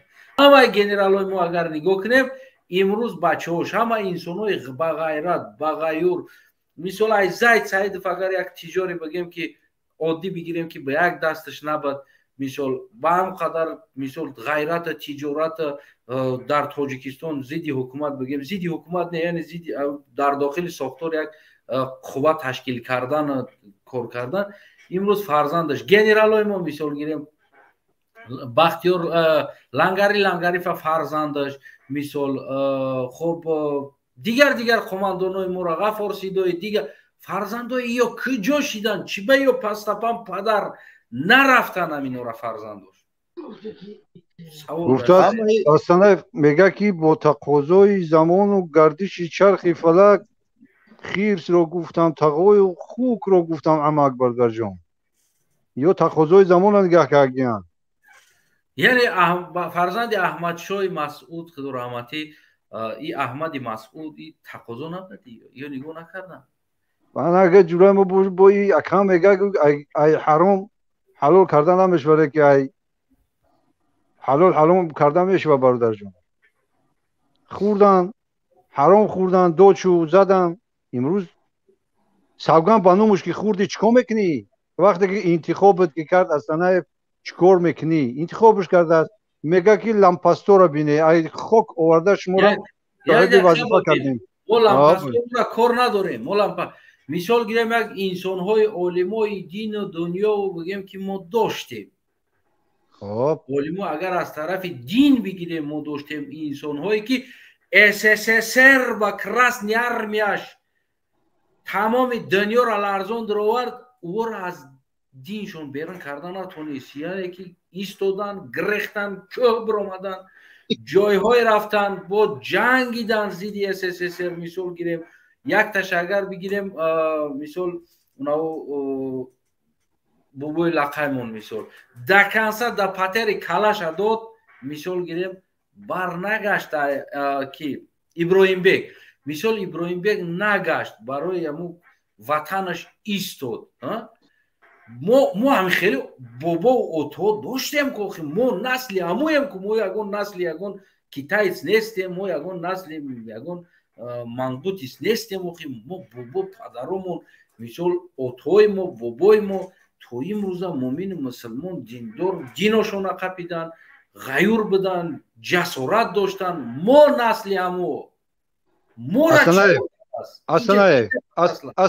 اصلا دوملو گفتیم اینا می یک مولوی از غلومی میگیریم نه یکی از ستلو اگر بشنوسن نشنوسش دیگرو بردار بردن چیکارش کن نمیدونم چیکارش کردن راستی گپ میدونم قپیدن سموش گرفتن در مورد حضرت دوملوی توجیکوبودی اومدن گفتن که علما پیشواها از بین میروند پیشواهای جاهل چیکار میکنیم پیشوا گفتن میگردن مردم بردن چیکارش کردن برادر عزیز ما نمیگیم که نداریم ما داریم و سرکوب شدگی هم برادر عزیز خب آواز بلند کنن اینا چیکارش کردن برادر جان یک مثال اگر همون امروز هم همون فرزند احمد شاه مسعود احمد مسعود هم سرکوب شده است از او هم زید تگ ترور موندگی است یکی متحدی یک گروهی همون شکنجه شدگی ها متحد شده در برش ایستادگی هستند هری است که ما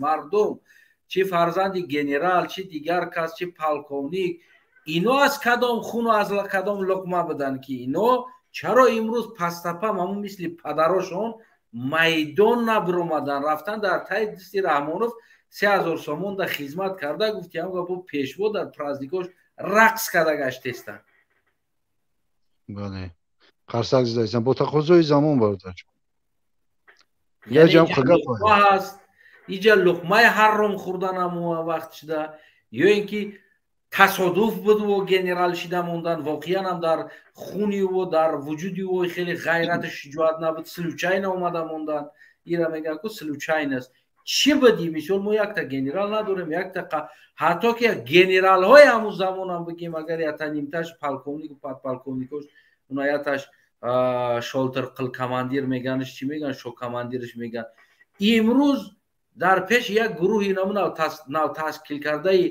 یتیموف مثل خانوم گشته ایستاده است هم میبینیش که پیش ده گودک رفته است قفوش نمق گاوده ایزو نکشیده که مثل عروس شدگی هستن یعنی این چی بود اصلا ما واقعا هم ایستینی گرای نداشتیم همون انسانو از تخت دل نبودن سلوچین اومده مونده بودن که همین خلق مرد این چی بود اصلا ما خون میگیم ما خون که قهرمان است از او قهرمان میآید خون که پریداتل است از او پریداتل میآید میگن یا یکم پکالینی یا سیم پکالینی یا پنجم یا هفتم پکالینی تا میگن که مثال گیریم همون خون همون تاق تاثیر میکنه یعنی که بعضن انسان‌ها همون من معلومات گرفتم بعضن انسان‌هایی که همین در گنتیکا میگن سیم پنجم هفتم تا هفتم پکلینی را یعنی همون خون تاثیر میکنه اگر که مثلا یک خونی فاحشه باشی یا سیم پکلینی دام فاحشگی پیدا میشه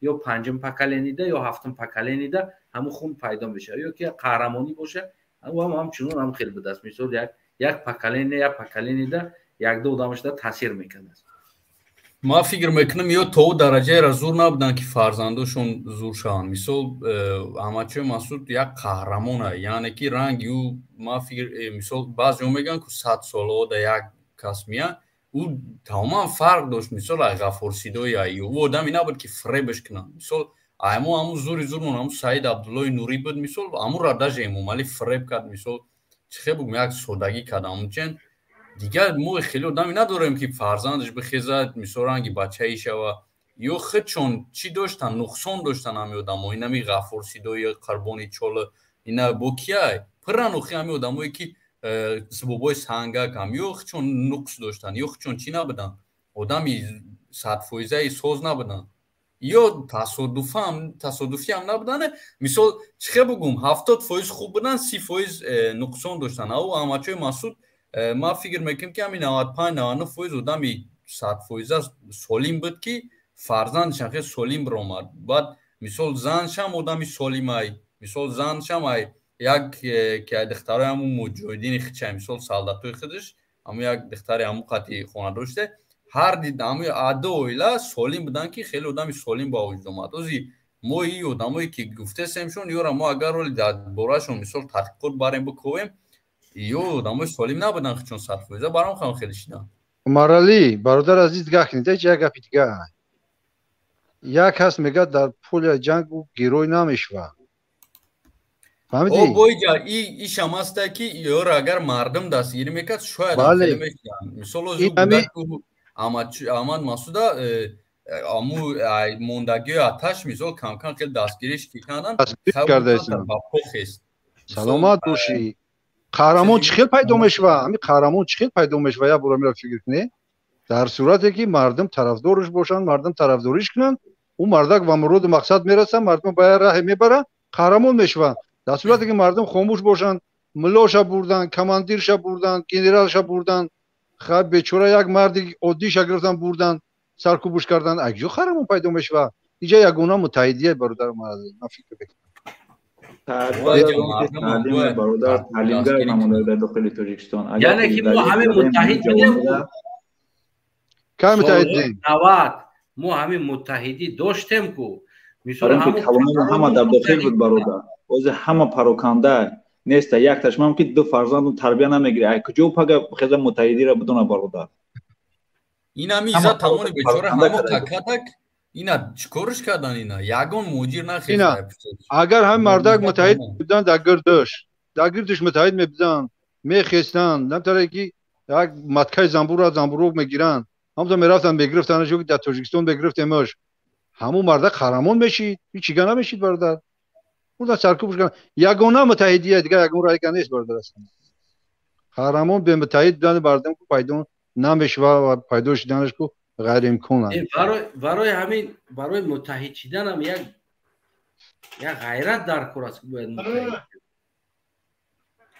این مردم نه بیدار شده است استا میشویم متحدی ما مردم خوب بود ما چه بگم یک تنیم تودن بود که گپ میزد همون را میگفتن خب از علاقه وجه استا مردم بیدار شده است مثلا همون آدمایی که ما قشنگ گپ میزنیم مثلا اویلامون چیمون علاقه نه روز من قطعی اوچم گپ سردم گفت او مالی ان شاء الله ممبر یا آدمی که گپ میزد در پیشش در خواب کومه باران میکشن گفته وجه آدمو نترسیده در تلفن وجه گپ زستان استا مردم بیدار شده است ان شاء الله میشه پروستا مردم ما در دوره شوروی هم خیلی چی کابدان که پروتفی دولت باید گپ نزنی خواب کنی استا پاکالن نوینه ما ناو وجه شده است آدمای پیشینه موقع هستن آدمایی که از سویتی بودن انو شوروی را ما چپا کردیم ما سر کردیم چپا کردن شوالین جنگ ما میتینگ ما کردیم شوروی را همو قدر سرکوب بود مردم همو قدر سرکوب بود یکی با همو قدر سرکوبی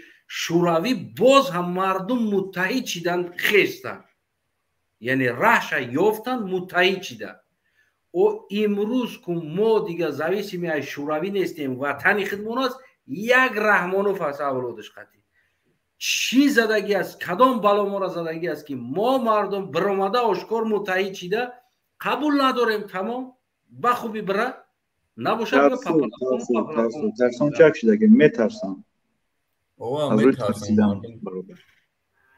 ترس در ما نسل غیور هستیم که مثال پدرای ما بابای ما غیور بودن که اینم جنگ شهروندی مردم یک چی دو دک اینمی را بنا میکنن مردم اگه برای بعضی شخصا برای ما بنا نیست جنگ شهروندی که برای بسیار روان میرا بنا میکنن که یعنی دروغه برای که او خارج افغانستان در جنگ بود ولی هم مردمش هم خستن شورش کستن چی کستن مو در یک هم چند کسا کشتن میدوانن جنگ شهروندی باید بنا نباشه چه خیلی هستن نیسته مثال جنگ باید بنا نباشه چیزی باشه نباشه ما باید آزاد باشیم برادر اسدالله فکر نظر شما چی است مثال هم قدر گپ زدیم خطاب گوش کردیم یک فکر نظر بله درست خیلی کردی و دیگه دمی رژیم امام علی خودش همه را دیگه همون مرخ کرده دیگه کدامی که همیش شیروی که دیگه همین ناموس دوران این مثال فاروق این خضر این مثال انا پرویز این مثال برادر ایبالید همین برادرایی که در اینجا 20 میلیون درست دیگه چند میلیون شده همین خاطر چی مثال هجرت کردن عذاب کشیدن خاطر که همین مثال دین همین آیین همین مثال همین ناموسی همین مردگری را مثال زنده کنن گفته برآمدن نباشم همین همه ما در همون تاجیکستان زندگی ما 100% پیش میرفت از مقصد الله رسیدنده الله نه که به خاطر چی هجرت کردیم به خاطر اینمی بیناموسی و بی‌شرفی و بی‌عدالتی و اینمی خواستیم برآمدیم که گفتیم این مردم مقصد بیدار شوند بخیزیم یک جمع شویم بریم همون یک طرفش کنیم این تونست این طالبان تونست دوره زوری اومده گیا طالبان اومدن مجبوری گرفتن همه را مجبور کردن قانونی خودشون چی کردن دیگه تمام 5 شهر هم گرفتن همه جا را گرفتن این ما را همه تاجیک میتونیم همین کار کرده میتونیم باید جمع شیدن در کره دیگه گنرال نگاه کردن در کره خودمون برآمدن در گنرال خودمون گنرال در همجا جمع شدگی این اصلا گنرال نی پاکونی نی مارشال همین خودمون باید که همین چیزا ما مارشال دوستم بچه با جان مبازی کردیم به خاطر آزادی مردم آزادی دین آزادی وطن با جان مبازی کردیم به خدا قسم جان متخطر خون ریزانده آمدیم به خاطر آزادی مردم به خدا بچه این سرجمی متحد یک عمل کردن متحد شدن بله درست قید کردی باور کنی این کار شوخی نیست نباشه ما این مثال دیگه ما یک این سرویکا میزنم یا در ساختمان میزنم اولا کدگی دستان خیلی همینجا میگیرم حق مثال زندگی و پیش بوده است الحمدلله کودکان در پیش مولم در پیش نه که ما را چی مجبور کرده مثال ما را همین دیلمون همین دیگه وجدانمون نمیبردن میگم بیست همین باید گپ زنیم که یک کسی دیگه ما را بینه این یا مسافر برآمده گپ زیسته یا جوان دیگه بیدار شود برای وقتی یا مسافر دوره گپ زیسته ما جوانو چه نه مسافر چیده نمیتونیم این گپ برای همون برادرو دیگه فقط با پیش برای همین تا دیگه عمل کنی دیگه دست وقت کردن باور کنی دعوت کردیم اگه باید دست وقت کردن خیلی پیچک شدم من این گپا را میلیون بار گفتم پیچک شدن نکرد جمع شدن نکرد همین خیلی این صبح او همین 4 طرف این توجیستان در اومدن نکردن چپک کردن نکردن گفتن دوای بسا یک مون مردم با حال خودش یک آزاد زندگی کنه اوخی بر پدرت یک نقشه در پورا یک نقشه یک گروه یک چیزی که یک گروه همین چند کس شدگی جمع چند کس شدگی که عمل بکنیم برادر عمل دو اومده ان شاء الله میشه همش بروزگی الله برادر کمی برادرو قطعی همین موضوع را بردن گیرین من راستی یک چرا جوابتون بعد باشه باشه акай асадулло десте ки бо ҷон мубозӣ кардестем мо барои рӯи хотире ки ҳамин озодии миллат озодии ватан фарзандомо тарбияи соз багира ҷавономо ба нангу ба номус бошанд беномус нашаванд равшану ҷамшуд нашаванд дарбадар нашаванд зиндон ба зиндон нашаванд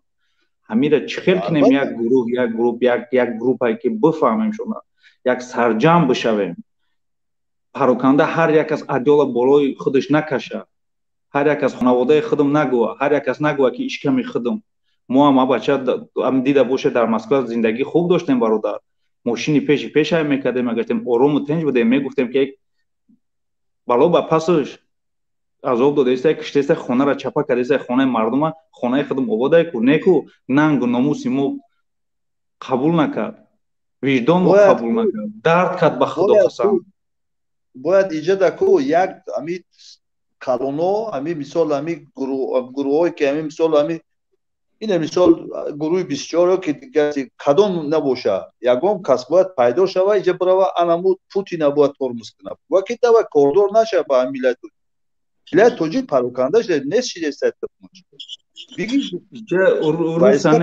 русане иҷам тоҷика як калон дар кора основной гурӯҳи ҳами мустақима гурӯҳе ки пайдо шудагия ин гурӯҳи 24 бародар ҳамин гурӯҳи 24 ин ба ҷон иҷа мардум ҷон додагия мардум хун дода омадааст ҳар як муборизе ки дар ҳамин ҷо ҳозир ҳаста ҳозир муборизое ки нав пайдо шудагиянд ҳамаи ҳамин аз гурӯҳи 24 баромадагиянд бароя бига кадомеш ки ман иштибоҳ мекунам бароя бига ки ту иштибоҳ мекунӣ ҳар яктаи ҳамин ай гурӯҳи 24 омада ҳозир ба парокандагӣ ба яказ тоқагӣ мо ягон кор карда наметонем бояд ку фарохҷони хелаки дуруст охи ина мисол ҳамин як калонтар бирояд мисол дипломатически бирава ҳал куда Москва бирава бигӯя ки ҳамин Путина мисол бигӯя тормоз ку баса ҳамун границата бирава уна граница ки ҳамун толибон гуфтанд ки мо дигар Тоҷикистонда дар кор нест мода мо дигар нападем Путина дар кор вигаде Путина ия Эмомалӣ Раҳмони ҳамин диктатора мо бояд нескунем ай пишти анами Путин медона ки дар пиштиш Путин иштагай мефаҳмед иҷада ура мо хезем мардум хезем аз Русия ҳиҷрат кунем обратно бирем Тоҷикистон Путин наоборот пишти мо мешава бародар и хеле не ки чхели ки билета қимат кардан мардума гуфтаистем ки баромад кардаистем набиёе ҳе мардум билет нахаре ҳамаш да чанд та $1000-2000 харидан билета да аэропорто хов кардан ки Россия биён абачан намемуре гишнагида намурде гишнагида да солҳои саюз намурде бирава шаҳрнома банданд шаҳрнома ки мо ягон куштор ягон террор ягон гап хабар не фақат ҳамин Тоҷикистона мехоҳем халос кунем ҳамин истиқлолият ҳамин мехоҳем ки ҳамин мақсад мардум озод зиндагӣ кунад дини худаш қати бирава мисол чихеле мефора кадом либосеро мепӯша мақсад ҳамин дипломатия мисол дигар ҳамин чизо толибон рафтанд ҳамин Москва дар офис ки гапзеста аҳмадшо мехоҳад гуфтана марҳамат ки аҳмадшо خب اکا سلام علیکم به همتون من یک چیزی هستم من فکر میکنم که یگانه راه فقط متحد بودن مردم تاجیک است مردم تاجیکستان باید ما متحد شویم از یک گریبان سر براریم با گردن گروه 24 حزب نهضت هیچ را ما نباید بار بکنیم یگانه راه فقط متحد بودن ملت است تمام متحد میشیم در تاجیکستان اعتراض میکنیم وقتی که مردم باوری کرد 65% باوری کرد که این حکومت این ظالم شکست میخورد بعدا مخالفان دعوت میکنه که بیایم ما را رهبری بکنیم نمیشه این خلقی هم پیش بدازیم همین چیکار کنیم که در عمل متحد باشیم برای همین متحد شدن مردم این شما گفته اید که مردم باید متحد شوند و با امید حزب و گروه‌های سیاسی مخالف نشوند برای همین متحد شدن مردم کی رول بازی میکند اینا از مردم یگانه سرچشمه که ما میبینم امروز مردم متحد کرده شده است همه حزب و گروه‌های مخالف بله اکا акай Парвиз, ман ҳамин барномаҳои гурӯҳи 24 дигар мухолифоро ҳамаша чанд солае ки тамошо мекунам. манам набошам мисли ҳамин тарафдорои Раҳмонов фикр мекардам ки ҳамин Раҳмонов ай осмон чакидагия як намедонам фариштае ким чӣ фикраш мекардам. яке ҳамин гурӯҳҳоро тамошо кардам, фикрам андешам ҳамам дигар шуд. имрӯз ҳамин мардуми Тоҷикистон аксарияти муҳоҷиро Раҳмонова ранги хуг мебинем. ҳамин ман муҳоҷирам дар шаҳри Москва. حالی الان نگاه کنید سبب چی شد که من و شما همه متحد شدیم سر یک میدان جمع آمدید؟ سبب همین البته گروه 24 شد. بله سبب این همین گروه ها، لیکن ما باید علاقه بیدار شدگیم، باید متحد شویم. ما پختگیم علاقه مهاجرا پختگیم، ما بیدار شویم، بر بگردیم به وطن، بس از دیگر ظلم و ضلالت بریم همونجا میتینگ اعتراض هر چیزی که هست طلب بکنیم از حکومت، عدالت طلب بکنیم. دیدیم نمیشوه، خب اعتراض میتینگ هر چیزی که هست قانونی میتینگ کردن در کار، شکست و ریخت نه، قانونی هم خیلی میتینگ پلاکت ها را برداشتن در کار. علاقه درک کردیم که 65% حکومت شکست خوردن در، یعنی شکست میخورد باور هست. انا بعد دعوت میکنیم گروه 24 گروه نمیدونم حزب نهضت دیگر شد بیا ما را راهبری بکن. این خیلی نمیشه که ما بگیریم گروه 24 خوب دادی برادر احمد شاه. ما ببینید برادر وقتی که این چیز میشود، وقتی که این حادثه، وقتی که یک لحظه برادر فاروق بخشش، وقتی که این حادثه صورت گرفتنی میشود، برای چی ما امروز برآمدیم چهره آشکار؟ شما مطمئن باشید که ما البته در اون وقت در صف اول خواهیم ایستاد. ما این خیلی مردم نمیگذاریم که شما بروید بزنید. ما در صف اول هستیم، اداره میکنیم. برادر پرویز، قرقیزا یگان گروه 24 حزب نهضت ندارن، همه میخزن متحد کی هستن، میخزن میگیرن عوض میکنن تمام.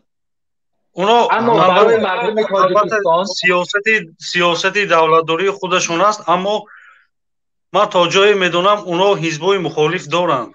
حزبای مخالف دارند که مردم در اون اعضا هستن، همون حزبای مخالف اعتراض کرده هستند، نه یک تا دو تا، یک چند تا حزبای مخالف در داخل کشورشان دارند.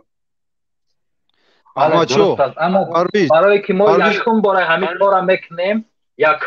کارا میکنیم، ما نباید که مخالفین در خطر اول بدازیم. باید مردم خودش اعتراض بکنن، میتینگ بکنن، بعدا گروه ها را بیاریم دعوت کنیم بیاین راهبری بکنیم. مردم ما برادری عزیز، مردم ما در همین میدان، در همین میدانی که در یوتیوب برنامه است، همینجا مدارات حقارت داشتن میکنن. پرویز ولی کجا است؟ اگر اونجا صورت بگیرد کو همون عملیات، مردم میرن حکومت آتش میزنن. اونا باید ما پیش راهش بگیریم. پرویز جان یک لحظه بیسیجا خواهش میکنم. برادر احمد شو، بله من با گفتت 100% روزیم. بگو چخیل نگاه کنید مردم دیگه کنید یا نوزیکی را میگیریم ده. مردم در میدان اومدن گفتن که پلوی بلیط های ما را قیمت فروختن، ما باید که پرواز کنیم. پرواز کردن نشیده است. ما 3 برشیده است که اکوید انالیز پوریده هستیم 250 خواهی شدن. بعد میگه که هم کالیبانی را تماشا کرده با فکر ما. او میگه میگه که ما این مسئله را حل میکنیم. مردم نمیگه مسئله را حل میکنیم. این پلیکی سوخت دو برد 150 یا 250 که ما دادیم این گجو میشه و این را بر میگردونه نمیگردونه موافق قانون. شما باید که جای خوب و شرکت باید جای خوب برای خروکامو بسیار برای جامو کنه. برای چی که این مسئله رو دیده نمیتونه؟ نه همین مردم با نام خدای خیلی تماشا کردن. این قدر مردم احمق کردن ده. باور که هم میگه که این همی خیلی هو و میگن که هو این همی خیلی هو حقش طلب کردن نمیتونه. برادر عزیز ما همین کار که این همی جشید کو این همی کار از سری من گذشته 70 نفر ما را اگر خطا نکنم سال 2015 70 نفر سنت پترزبورگ باید میپریدیم. 70 نفر ما را فراوردن. کدام تجاره کدام تاجره چی میگن کدام تاجره با جای ما در سمالیات گلاس بار کرد. با خدا قسم ما را گرداندن. این پاسپورتامو باید پچت بزنن بگذاریم. انا موجا گردوندن ما را 70 نفر اعتراض کردیم، نه مقامات گوش کردیم، نه یگان نفر به خدا قسم در گستین لیستا جامون کردن. اینا خداوند در طور سرمایه در گستین لیستا جامون کردن. سیونکا نمیکنه باید پشتی سیونکا نکرده نموشتی. به خدا قسم اکا سیونکا کردگی بدیم آوردم همینجا همون سال همون حرکت کردم در رادیو آزادی پرتومش نرفت نشیتش پرت افتاد 11 مینوت بده که نرفت خیلی همین در رادیو آزادی نرفت در یوتیوب هم چی کردم او صرفه هم نرفتم راست دیگه نتونستمش پرت افتاد دیگه همون ویدیو هم خیلی گم شد برای به خدا قسم. احمد چو گوش کده این موضوع چه موضوعی که موضوع دو قاعده نگاه کنه. ما یک نقل میکنم از روزگار ایده وقتی که این روسیه میریم تاجیکستان در ایرپورت میفرویم بعد همین باگاژ میگیریم فهمیدی باگاژ میگیریم میگیم ببرویم در همونجا یک پست تشکیل کردگیان 3 تا هم بخوی 70 زده یک همونجا یک стол موندگیان انا مردم او راستی گفته از برای خدا هم چیزی که من دیدم همون میگم ده مردم هو گوسفند که گرگا میبینه کو گوشوش هم بالای میشوان خرم میکنه در جو همون خودش دیگیان بعد یک کسی بر من میگم که انا چیگا پای میگه که همونجا پست تشکیل کردیم انا سوم میگن چون میگم که اگر سوم بگن تو میتی میگه که اگر هم مردم چیان من میتیم چیکار میکنم مگر تیم میگم که کاچ کایرا کاچ که بچا میگم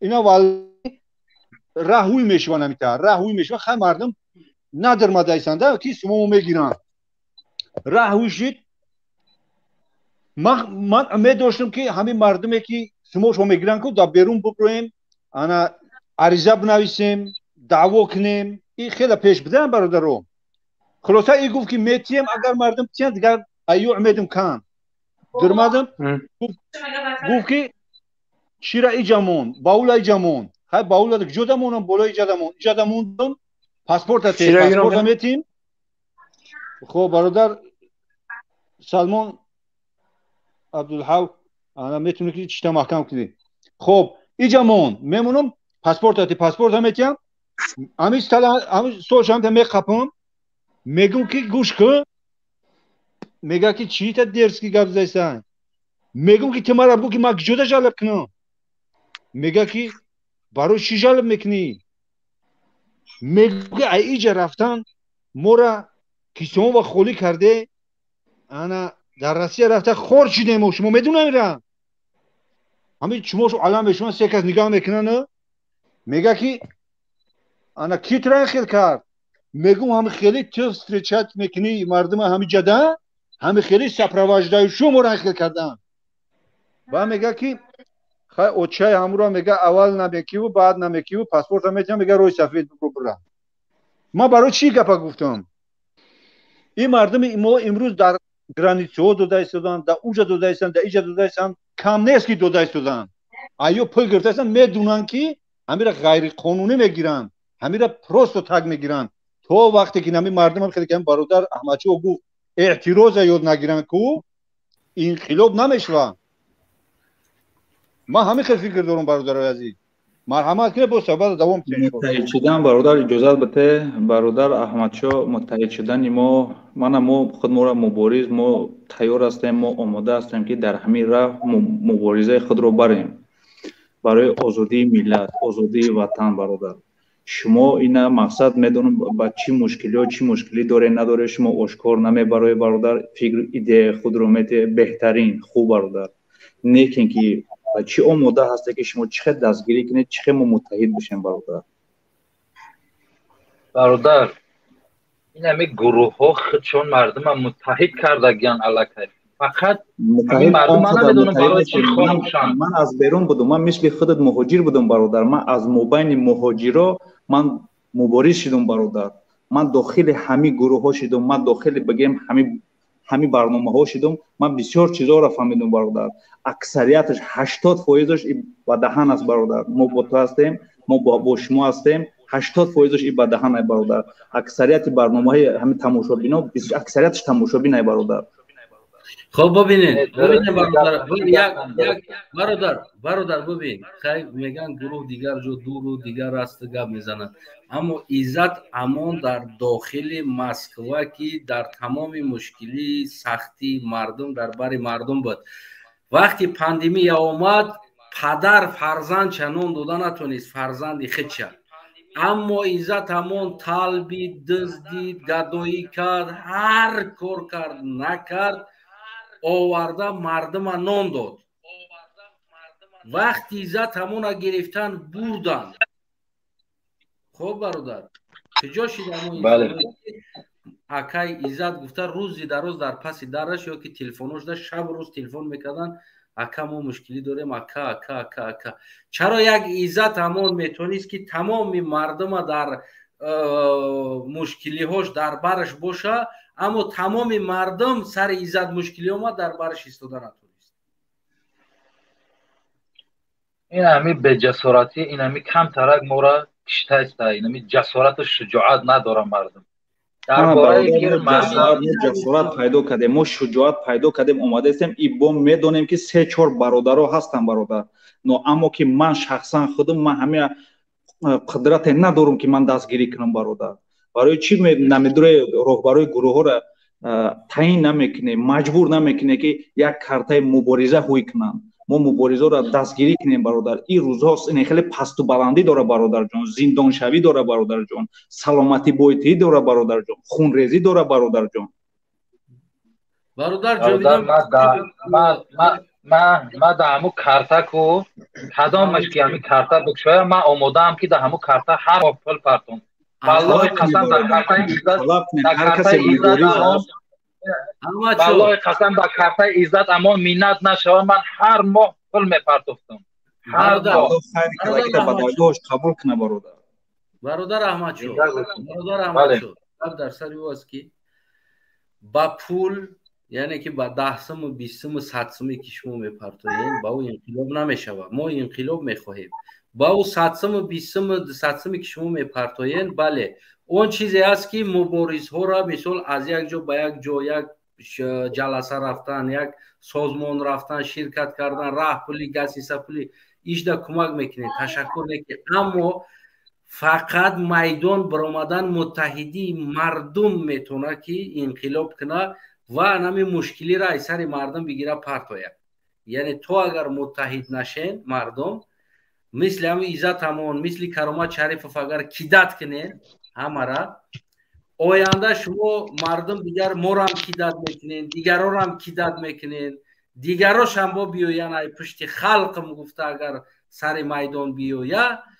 تا روزی در دست زدن شد فقط شما در کامنت ها شعر اینا را می نویسین هیتش میکنین وقتی در دست زد بعد کیدت میشود اکای اسلام من برای همه گفته استم که اینجا باید مردم اول بخیزه گروه 24 حزب نهضت نه باید ما کار بکنیم که مردم اول بخیزونیم بله خب برادر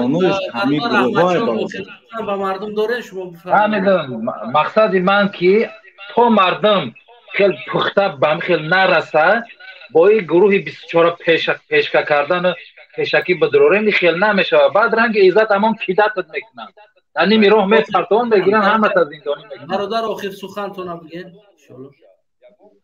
برای جوانای مهاجر فقط همیشه گفتنی هستم که متحد باشین کلابی غرمی ونجی پامیری این را از بین کلم ببرین حکومت امروزه این رژیمی که ما داریم امروز همه این را استفاده برده است در کامنت ها بخونین همونا هم تاجیکن چی حقارت ها میکنن ما و شما را اون همونا هم تاجیکن یکی حکومت امروزه این را استفاده میبره کلابی و غرمی گفته هر چی نوشته هستن در هر جا می نوشتن کلابی های خیل غرمی های خیل اون هم پدر نعلت ها افرادگرا اون همونا همه را جزیر کرده هستن فقط متحد شدن در کار بس از کلابی غرمی بنجی پامیری تشکر برادر امونچو تشکر زیاد ان شاء الله که امیدوارم که برادر اسنایف اگر اجازه باشد ما هم میخوایم خارج شویم خب بفرمایید برادر آخر سخنتون تشکرهای زیاد برای اینقدر میدان دادن و برای که مساعدت کردید که ما هم با مردم یک کم صحبت کردیم و خیلی خوش شدیم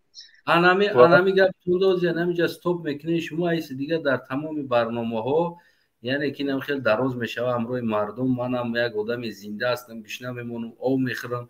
گفتی همون گپا یا تلفن میشوه باید هم خیلی باشه که همه وقت من باور میدونم که شما مثال همین ایوداش میبرین نونم شما را مخدم مثال یک آدم زنده ای مخی.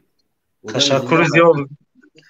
گرچنده که ما این دستگاه اداروی این برنامه را نداریم ولی به هر حال می‌داریم یک صحبت میکنیم و بسیار تشکر. و آخر سخن به مردم اینا گفتنی هستم که دوستان و هموطنان عزیز این گپای آیت الله گپای چرت و پرتش شما باور نکنید، اون یگان دلیل ندارد و فقط روسیاهی میکند. و در نهایت از همه برادرها خواهش میکنم که یک بنده هم یک کانال دارم در همین یوتیوب به نام خودم پرویز رحیمزاده. خیلی شاد میشدیم که دستگیری میکردید. بهترین است. البته پادپیسات سکنین این برادرم به نزدیکی برنامه‌های خیچه شلو که با پا میمونه. حتما دستگیری کنید دوستای عزیز برادر. تشکر برادر عزیز. خداحافظ. خب کی باشه برادر اسدالله شما یگان سخن آخر گفتنی داره برای مردم؟ آخر سخن گفتنی هستم که آزادی به تمام سیاسیان، استعفا امام علی رحمان. برادرها دیگه وقت غنیمت است، متحد شوید. تمام دیگر فرصت حاضر فرصت است، بعد دیر میشه. وقتی که او بچه شو آورد در وظیفه همون با 30 سال دیگه همتنی با غلام با علی در بدتر میتونه بهتر میشه. این امیره گفتنی هستم در آخر سخن. عقفای کره رفته است مستوسته انشاءالله همش میشه و فقط کم ترک همیتا دیلی پر قطعی همیتا با اشتیایی گفتی او گفت که با اشتیا باید بخیزیم همیتا سر میا الله بگویم بخیزیم همین دیگه مبارزه را سخت کنیم. تمام دیگه جای دیگه قفا گشتن نیست. ما همه وقت خطی شماییم برادر جان، همه وقت در تماسیم. انشاءالله همه بچه ها را دستگیری میکنیم. شما در موفقیت. خداحافظ. سلام علیکم و رحمت الله. و علیکم سلام. تشکر زیاد. انا برادر مناسب شاه. السلام علیکم برادر استنایف. سلام خود را به همه بینندگان خودم خلق میرسونم. برادر چی گفتنیم درباره موضوع گپ میزنیم که از پدر به پسر خون یگان رابطه داره. برادر شما برادر همینجا در بسیار برادرها گفتن، شما هم گفتین و من به این راضی نیستم برادر جان. پدر که چی گونه باشد پسر این طور نمیشود. هر یک نفری که حاضی از پشت احمد مسعود از دیگر تاجیکان خراسان گپ میزنند در یاد نمیارن که این قدر مبارزای تاجیکی ما به همون خراسان گرفتن و به دست یتیم سپاریدن مبارزای ما را. چوبا یک بار نمیگنه اون کسی که چوبا این مبارزی ما را اون مردم خراسان سپاری. یک بار در خدمت ما سوال کردیم که همین طالبای خونخوار چه باشن نباشن یک مبارزه ندادگیان و یک ما از طالبان دفاع نمیکنم، من از طالبان پشتیبانی نمیکنم برادر.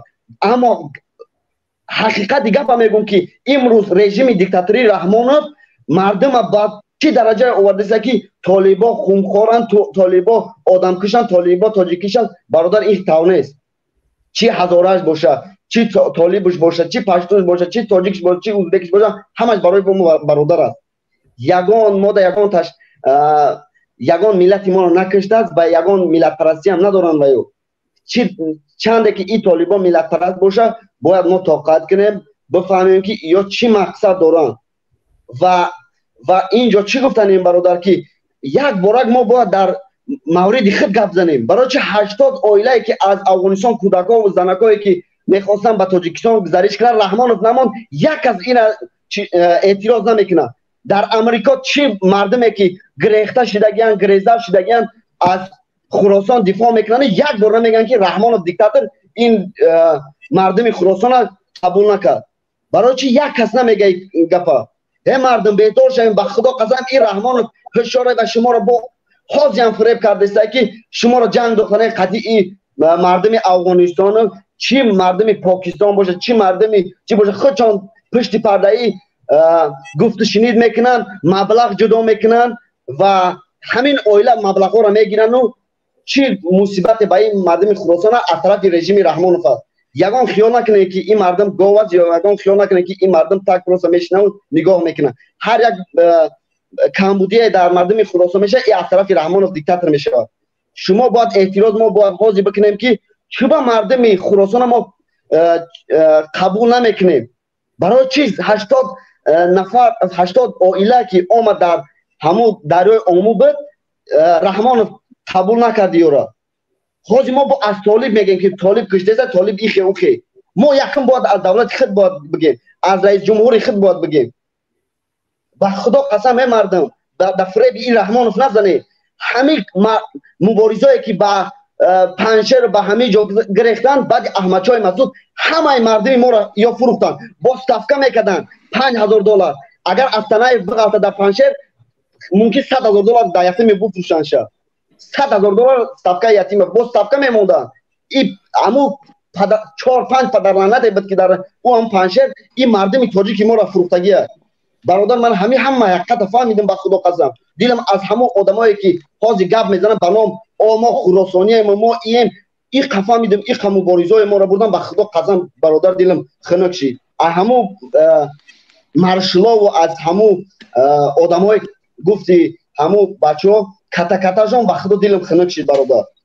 همون مردم مظلوم تا حال هم مظلوم میشه، همون مردم مظلوم میره. ما باید پیش این راهی را بگیریم. نباید جنگ شود، نباید چی پاکستانی باشه چی پشتو باشه باید بفهمونیم که کشته نکنین ملت تاجیکا. رحمانوف یکم درجه ما باید رحمانوف بگیم که مردم فارسی زبان قبول کنه. برای چی مردم وقتی که رحمانوف میگه 100,000 نفر مردم ما پرنیمت میکنم قبول میکنم و پوتین از اینجا میگه که قبول اون کس نمیکنه و همین کار پوتین نمیکنه. ما باید از یگان کس گوش نکنیم. باید رحمانوف رئیس جمهوری دولت صاحب استقلال باید به فکر خودش کنه. اگر که رئیس جمهور و پیشوای تاجیکان میبود همین کارو میکرد، یاردمی که بر تاجیکا و بر فارسا باید میکرد. خودش در همه جا استاتوسی پیشوای تاجیکان مونده و نمیدونه که وای کی از خودش. سلامت باشی برادر. اصلا کم ترک عصبی شدیم. وقتی حقیقت میفهمی برادر جان ما ملت پرست به خدا قسم این یگان نه هزاره ما در کست جان داره، نه پشتوش داره، نه ازبک، نه یگان ملتی نداره برادر جان. هر چیزی که هر مصیبت هر مشکلی که از طرف همین رژیم ها میشه از طرف خودمان میشه و از طرف همین فارسی زبان ها میشه و از طرف همین یک عائله و همونجا چند آدم شیشتگیان غارت میکردن ملت ها حاضر گریزه شدن. یارا خوب میشه خوبشان کردن و امروز این مردم از ویا دفاع نکردن. سلامت باشه برادر افغانای. انشاءالله در برنامه‌های دیگه با میدونیم سخنهای خود را میگیم برادر جان. تشکر. سلامت باشید. خب برادر جاویدان 24. اولا سلام علیکم هموطنان عزیز، دوستان، برادران، حاضرین گرامی. امیدوارم که همه برادرها خوب صحت سلامت باشن. تشکر. امیدوارم که شما خوب صحت سلامت باشید. تشکر. در مورد موضوع یگان گفتنیو دارین، امیدوارم که گوش کرده اومدین از اول. گوش کردیم اومدیم. اگه جای بحث شد برای مردم که چگونه متحد باید شود، من فکر اندیشه خودم که مردم همین برنامه 1 سال اگر دوام تن بعد شاید که 50% مردم متحد شود. ایتا بگن دور نمیرم. عزت همون اینا برادر عزت همون نگاه میکنیم نظر میکنیم که تمام مهاجر توجیک تمام وقت کرانتین در وقت چی دستگیری کرد.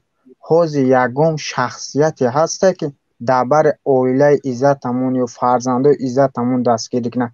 خصوصا این مهاجرو نیست، خصوصا هم نزدیکاش دربارش این مهاجرو هست یگم نفر نیست. امروز پس میان دربار ما وقت خودت درست میستن یا امی نفرانی هستن که پشت اکرانه متحد میگن خودشون اشکار نمیبرن صحبت کنن. مدامی که شما برادران سخت و نرسمت بعضیش در من چی میخوام بخشش میخوام نه که بعضی توقع پس چی دارین اکران دارین بیاد گپای قبیل میگیم بیاد گپای یا سخنای میگیم که خیلی در روی مردکان توغری نمیاد. اگر با فکر ما دوستان خوب فکر کنین ای رو زندانی دوره با قتل دوره ای زن فرزند جدایی دوره ای مادر گذرد دوره تمامی چی نمیبینی یکم مشکلی را ای مشکلی دوره که ای مشکلی سر جوش میزنه نه که شما یک فکر کنین یک اندیشه کنین بعد سخن کنین مدامی که شما میگین ما متحدیم بین مرامت میدان های دلی را هیچ کس مورا لیزید نمیکنن بین اشکور ببرن که همه بدونه که همی اشکور بچه هن همی حقیقت گوان داره حقا اشکور گب میزنن او مورا میگن شما تروریستین شما اکسپرتیزین شما ایتارین شما مو یگان که مو حقیقت هم میگیم مورا ما خصوصا شخصی خود میرم خصوصا من به می راه برومم وقتی مهاجر شدم اشک مادر را دمی روسی دیدم دمی روسیه در روسیه توالت چکی مادر رو را دیدم وار که دیگه ما وجدان نواردش که ما ملت ما مادرای مو در روسیه خور زور شدن پس جو دیگه مردی مو موندگیه. تشکر برادر عزیز تشکر برای فکر اندیشتون ان شاء الله که امیدواریم که همین برنامه هم وقت فرمو برادر فرمو جاویدان تو برسون تشکر امروز همه خیلی جوانو داشته است شما بریم بدرو حرکت که دعوت که فایرات کجورا خودت مهاجر بچه در داخلی روسیه هستی مسئول هستی حرکت که بچه حرکت که دعوت کنه فایرات کنن اشکال چی خیلی هر کسی که بگذار باشن مبارزی بدون پرده یا قفوی پرده یک عمل خود رو رسونن یک فایده نفع خود رو رسونن برادر خود جاویدان با فکرم همون جاویدان هستی در علاقه ما هست بله الله پدر تا رحمت و مغفرت گردونه برادر آخر سخن برادر جاویدان آخر سخن گفتن داریم برای پیون آدم بیشتر رای دارم آخر سخن من آزادی با عزتمون آزادی با تمام زندانیای سیاسی آزادی مخصوصا با مقصود ابراهیموف که شعر نربت تا حاضر دکون زندان آزادی با شعبالدین بدلف آزادی با محمد جان رحمت جان آزادی با برادرای مهاجر که پشتی سیاست کنی زندان رفتگان آزادی با تمام برادران مخالف و استعفا امام علی رحمون ما نمیخواهیم دیگه ما جوان سی ده امروز توپگاه قدم میزنیم فقط تولد کنیم عکس خطا دیدگیم دیگه نمیخواهیم او عکس تا که دیگه همه جا آرزونش کنیم ما میخواهیم یک عکس جوان یک آینده کشور درخشان بگردونه اگر یکم گپ خطا گفته باشم شما ما بوریگه بخشش میپرسیم. تشکر سلامت باشی برادر عزیز. خب برادر فروخ آخر سخن گفتنی داری برادر؟ گفتنی هستم برادر متحد شوه متحد در عمل به متحدی که برادران ما در برتون هستیم شما شیری نره ایا گریبون سر بروریم نه عمل کنه برادران عمل کنه دستگیری کنه مبارزان رو مبارزان جمع شوند مبارزه خود رو آشکار برن همچونی که شما نمیتونه خودتون آشکار بردن با هر گونه با هر پرابلم‌های خانواده‌تون ما آماده هستیم ما تیار هستیم ما در همین راه اوج آماده هستیم اوج داخل همین راه هستیم هستن نفرایی که مبارزه خود رو برن برادران دستگیری کنه ان شاء الله غالبی ای پیشه تشکر خفا نزنه آشکار ببره چی برنامه استانه و چی اشروف و چی کدوم برنامه مخالفینه ببره آشکار نو ترسیده صف ما را زیاد کنه همین قاتل رحمانو یا رحگوم میزنه دیگه نمیدونه ایدومی کی بوده و دیگه پدر و مادری کی فشار بیاره امروز مادری ما را فشار آورده است خیالش که من بس میکنم هیچگاه من از همین داخل زندانم مبارزه خودم بردستم ان شاء الله با از اینم از اینجا بیرون قوی‌تر میشوه استوارتر میشوه اینها همش درس است برادر. تشکر. السلام علیکم در امان خدا خداحافظ برادر. خدا نگهبان برادر عزیز. برادر ایبالید سلام علیکم. شما آخر سخن گفتن داریم برادر؟ بله و علیکم سلام. بفرمایید آخر سخن شما. برادر زیاد دارم اینجا. من خیلی گفتنی شید گاب نواز مای خگاد. با هم مقامات تاجیکستان اول رسوندنیم که همین فیرمایی که تصمیم دارن که خرپروری تشکیل کنن، این فیرمای خرپروری را جورا یک طرف مونن، فیرمای شیرپروری را دومشا بگیرن. با اینکه که شیر در همه دور زمان در کوره برادر جان. مردی میگن نبود فیتوده رو پای زدن، گر دستی فیتوده بگیری مردی میگن. شما مقامات تاجیکستان یک بار خودتون در آینک نگاه کنید. ما که برای بهبودی ملت گپ زده هستیم، از آن جمله شما هم در اینجا چی هستید؟ شریک هستید که با خدا سحری میخیزید گه میکنه که جای بوم میبروید که همونجا بریم بخریم دشکن بومو. معاش تو معاش کفایت نیست. شما مبارزه با کی بوده ایستادید؟ با همین فرزندایی که امروز زیر شتا، زیر مشت افتادگیان، زیر ظلم افتادگیان، شما بر ضد همه مبارزه میبرید. و او فیرمایی که خرپروری که میسازه، او فیرما برای کی در کار شده جامعه؟ من همین گفتنیم برادر عزیز که اول اینکه از مردم یک مردم تاجیکستان خواهش دارم که امروز از این مصیبت کوشش کنن که با هر راهی که نباشه ببروین که فرزنداش و آیندهشو در هلاکت گرفتار میشه. برادر عزیز و این مقامات هم باید ایرا دونسته بگیرن که نانآور خونه که امروز زیر پای او خونه گشنه میمونه و این رو فکر کنن که او لقمه که اونو دریافت میکنن با خاطر یک فرزند، یک مادر، فرزند یک پدر، یک شوهر، یک زن جستجو کردن و بردن با خاطر سخن حق، با خاطر که عدالت میخواست او را محکم کردن. او لقمه نونه از این در نخرانش هموش خوبه. برادر عزیز او سوال جواب داره. اگر و اسلامیش هم بگیرن که همین شخصیت هایی که همین کارا میکنن در نزد خداوند جواب میگن و اگر و دنیاییش هم که بگیرن که وجدانشو اینا را روز میشه و که وجدانشو اینا را چکار میکنن. برادر اصلا غمتیه که ما برای چی همین مشکلی را به سر ملت آوردیم. خلاصه با همه شما خیربود میگیم. خداوند روزای خوب برای ما نصیب بگردونه و گفتنیم که رحمانوف که نتونست یک بس که استعفا تبتی یا اجازت مردمی که میتونن، جوانایی که هستن، سوادناکای هستن که میخوان که ملت به یک جای برسونن، نتونست یک. بله تشکر برادر بابای عادل. ان شاءالله که امیدواریم برنامه آینده فعالانه همچون زیلا اشتراک میکنید. ان شاءالله اشتراک بکنیم. ما کم ترک مشکلی داشتیم ان شاءالله که وارد باشه. ان شاءالله خداوند نگهدار. تمام سلامت باشی. ان شاءالله بعد یگان سرود نالی دیگه هم بابای عادل برای مملی ایجاد کرد.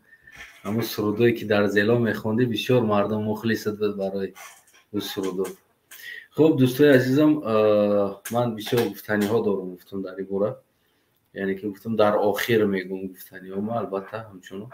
و جا برادر گفت که در باره ملت ها گفت، مثال گیریم چی ازبک باشه، چی دیگر ملت ها باشه، لقای باشه، قلب باشه، قطغن باشه و این چیز همه وقت تاریخ هم اثبات کرده آمدگی است و امروز هم یعنی که ما تاریخ زنده اثبات هستیم. ابراهیم بیگ مثال لقای بود و بسیار بگیم که اطاعتگری و بگیم که لشکری و از فارس، از تاجیک ها بودن که بگیم زیر بگیم کماندای و یعنی زیر فرمانی و با او اطاعت میکردن و او را پاسبانی میکردن، پاسبانوش بودن، یعنی که بی خطری او را هم تامین میکردن که بود یعنی فارس تاجیک بگیم که بود در اینجا یگان ملتگرای نبود. و امروز هم این چیزی که شما میبینید تمام همین مردمی که میبروین صحبت میکنن یا که بیننده هستن، از بیننده ها هم بگیریم اگر همش مثال گیریم من یک خلق بچه هستم، اما همه همینا اعتراف دارن همچون یک رهبری همیو همچون یک سخنگوی همیو و آینده هم بگیم که با محافظت هم میکنن که در جان ما یگون خطر نشوند و اطاعت هم میکنن در فرمانهای ما، یعنی که این چیز در ملت وابستگی نداره، خصوصا در بین مردم تاجیکستان ما، یعنی این چیز نیست. بسیار سرفرمانده های ما که بگیم که بودن از دیگر ملت ها، چه از لقای چه از بگیم که مغول منگول دیگر انسان ها بودن، مهم آن بود که برای مردم تاجیکستانی ما اما انسان تاجیکستانی و برای این وطن دوست بداره این وطن و برای وطن باشه. و امروز هم که میبینیم یک پریداتیل وطن ما مال رحمون است، مثال در گرد هم یک گروه انسانی دیگه حمایه درواز برای یک لقمه نان. برای همون در اینجا ملت من فکر نکنم که در اینجا رول بازی میکنه، یگان رول مهم بازی میکنه. اینجا فقط یعنی تاجیکستانی بدن است، همین دلالت میکنه نمیقدر جوان مثال همش تاجیک بچه ها هستن و اعتراف دارن و بگیم گوش میکنن. اگر یگان فرمان شونم بتیم که این کار کردن در کاری کار کردن در کار است و بسیار جوانایی هستند که مثلا از اون جمله نام برادر فاروق هست مثال گیریم. ما هر چیزی که بگم مثال هر چیزی را که گفتگی هستم، یعنی اگر فرمانی هم نباشه برادر همین کار کردن در کار است، برادر را کردن در کار است، این کار رو انجام دادگی است. یگان بار بگیم نه گفتگی کلمه را استفاده بردگی نیست. این معنای امور را داره که این انسان همچون بگیم که یک رهبر اعتراف میکنه، همچون بگیم که یک حرکت یک انسان یک رهبر یک بگیم فرمانده اعتراف میکنه که من خلق هستم. یعنی این چیز در درون بین ما وجود نداره. این چیز من مشاهده نمیکنم این چیز رو. برای ما فکر کنیم که این چیز رو از سراتون دور بگیرین. اگر یک مردمی مثال بدخشان از بدخشانی ما بودن، مثال بسیار لیدرها بودن، جوانای ما هم بودن، مثال تاجیک و دیگرها در برشان بودن، یا که از سوخت بودن یا که از دیگر منطقه. اینجا منطقه و دیگر چیزا رول بازی نمیکنن. فقط مهم که یعنی تو برای همون مردم تانی همون بگیم که توانی که همون چیزی تا که بگوی که تو برای هم وطن هستی، هم مردم باور کنه در تو، خلاص دیگر این مردم همه وقت نوبسته از ملت در حمایت است، در گرد است و سپر تا میشوند و در بر تا میشوند، همه وقت تمام فرمانات اطاعت میکنن، یگان مشکلی نداره. درباره خون یگان رابطه داره و بسته داره، یعنی سوال دادم امروز و گفتم که از یک انسانی مثال خونی ناجا داشتگی یک فرزند سالم به دنیا میآید، یا که از یک قهرمان میتونه که یک فرزندی بگیم نادرست به دنیا بیاید، یعنی کلون شوه یک انسانی بازیگر رقاصه شوه و این چیز تا کجا در خون وابستگی داره، تا کجا در لقمه وابستگی داره، تا کجا در تربیه وابستگی داره. خب البته که جوانو بسیار گفتن 99% از خون است، از لقمه هست، 1% بگیم که تصادفاً هست. خب اینجا ما فکر خودم دارم. ما فکر خودم در چی است؟ یعنی اگر که ما نظر کنیم در سیرک میمون یا اینکه خرس ولسفید های میکنن، یعنی شیری و خونی و لقمه و تماما دیگر چیز است. منتالیتت شم، حیات شم، زندگی شم عموما جاندار هست، یعنی وابسته از تربیه پراویلنی است. یعنی فرزندت میتونی به غرور تربیه کنی و فرزندت میتونی ضعیف تربیه کنی.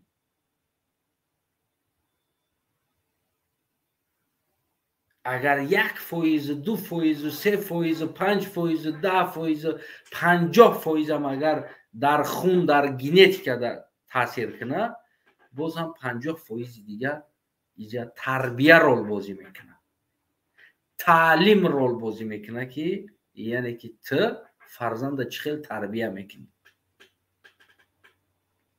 یک مثال عادی است.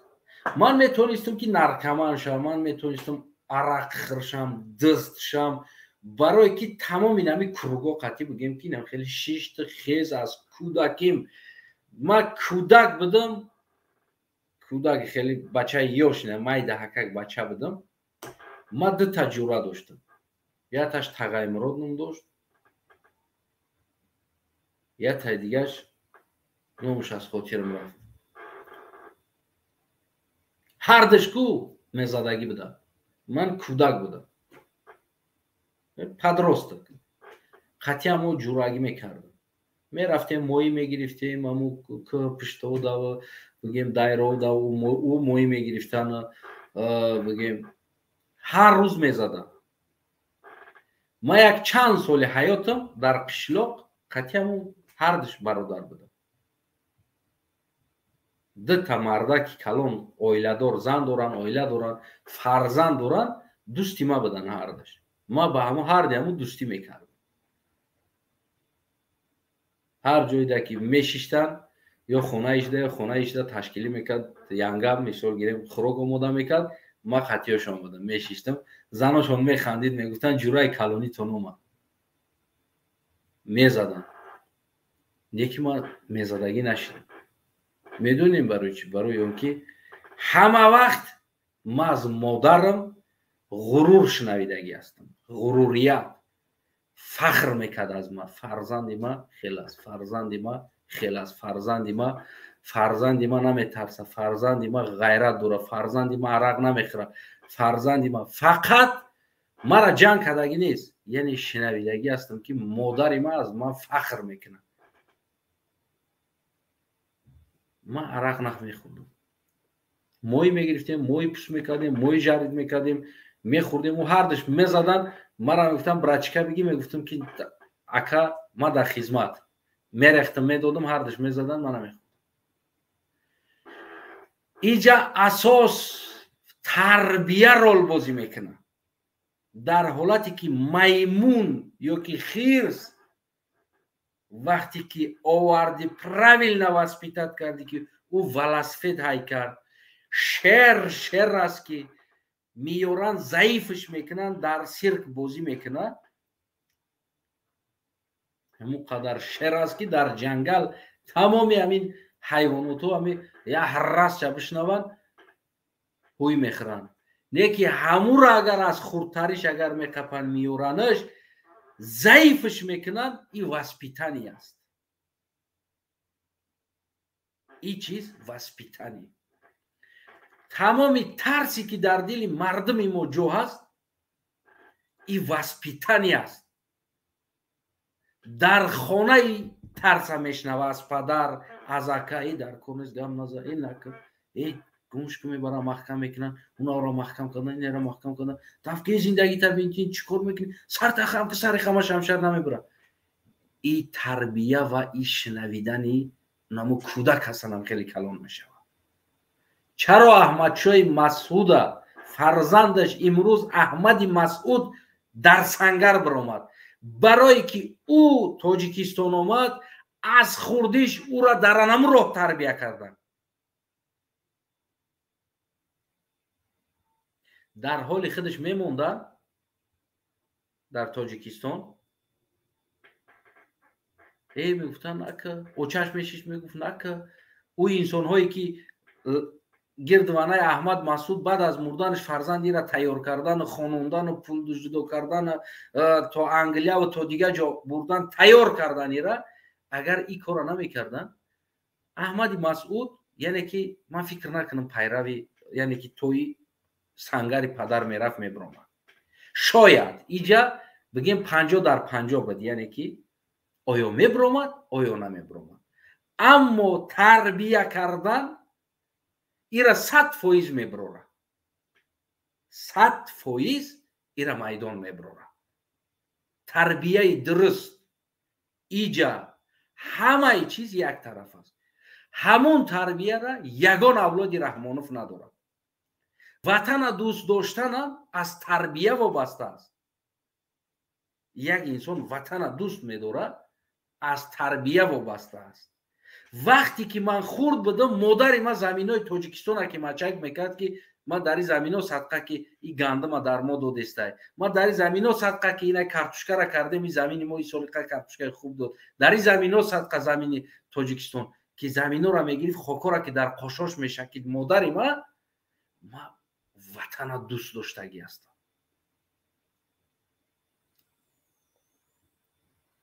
همه چیز مهر، محبت، غیرت، شجاعت این تربیه دا وابسته است.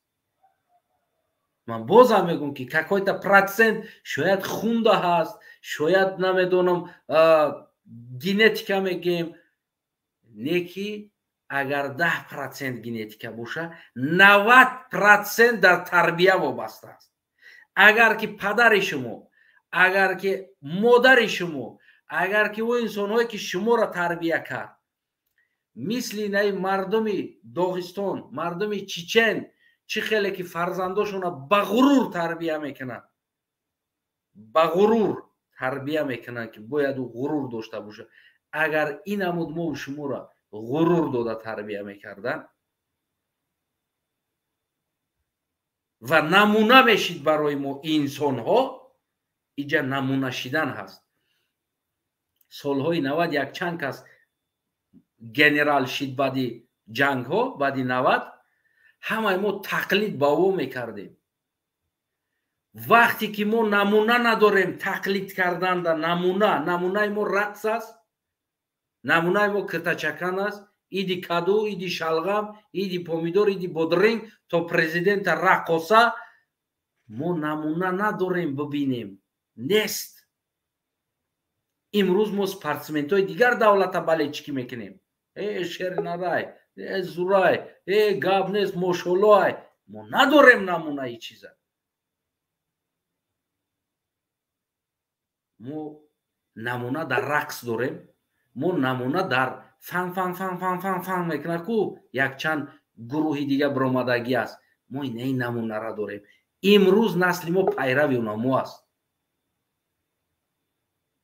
امروز باید ما و تو را نابود کنیم، باید ما و تو را تماشا نکنیم، باید ما و تو را پول ای کانتاکتمون رو دلیت کنیم، ای تمامی ادپیسات کنیم بریم ای سایتشون، برای اینکه اون نمونه فرزندی ما میشود. فردا فرزندی تو انمو رفتار میکنه. یک سرودی ضعیف گوش کردن بگی نالشی گریه و نرفتم انا چجانی تریم کردن، چجانی تریم کردن، چجانی تو ضعیف میشه. تو 4 تا سرودی غرور گوش که ترا غرورت بیدار میشوه. ببینی اسپورتسمن میبروید در رینگ میزنه، میفورد سر قطعی بخیزی مشق کنی برای که او امریکا دا اسپورتسمن نه که باید بعدی تماشا کردنت کو یک انرژی در دلت بیدار میشود. سحر میخیزی کو گفتی همون گپو 30 تا انجمنی میزدگی انسان کو 70 تا 80 تا انجمنی میزنی، 50 60 تا پرسیدنی میزدگی آدم کو 100 تا 150 تا گفتی همون گپو میزنی. بس oyunu da نگاه میکنی خطاکی شلوکی خدا خواه سوسی دیسته. یه هفته تماشا نکه بای مشق تمه پرتوی. نمونه، غرور، تربیه. میفهمین؟ چرا ما ضعیف شدیم؟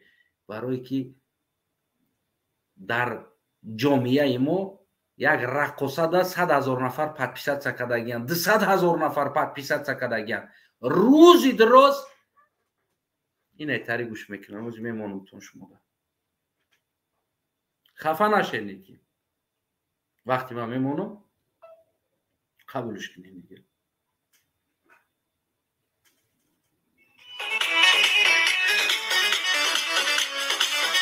سرود گوش کنیم.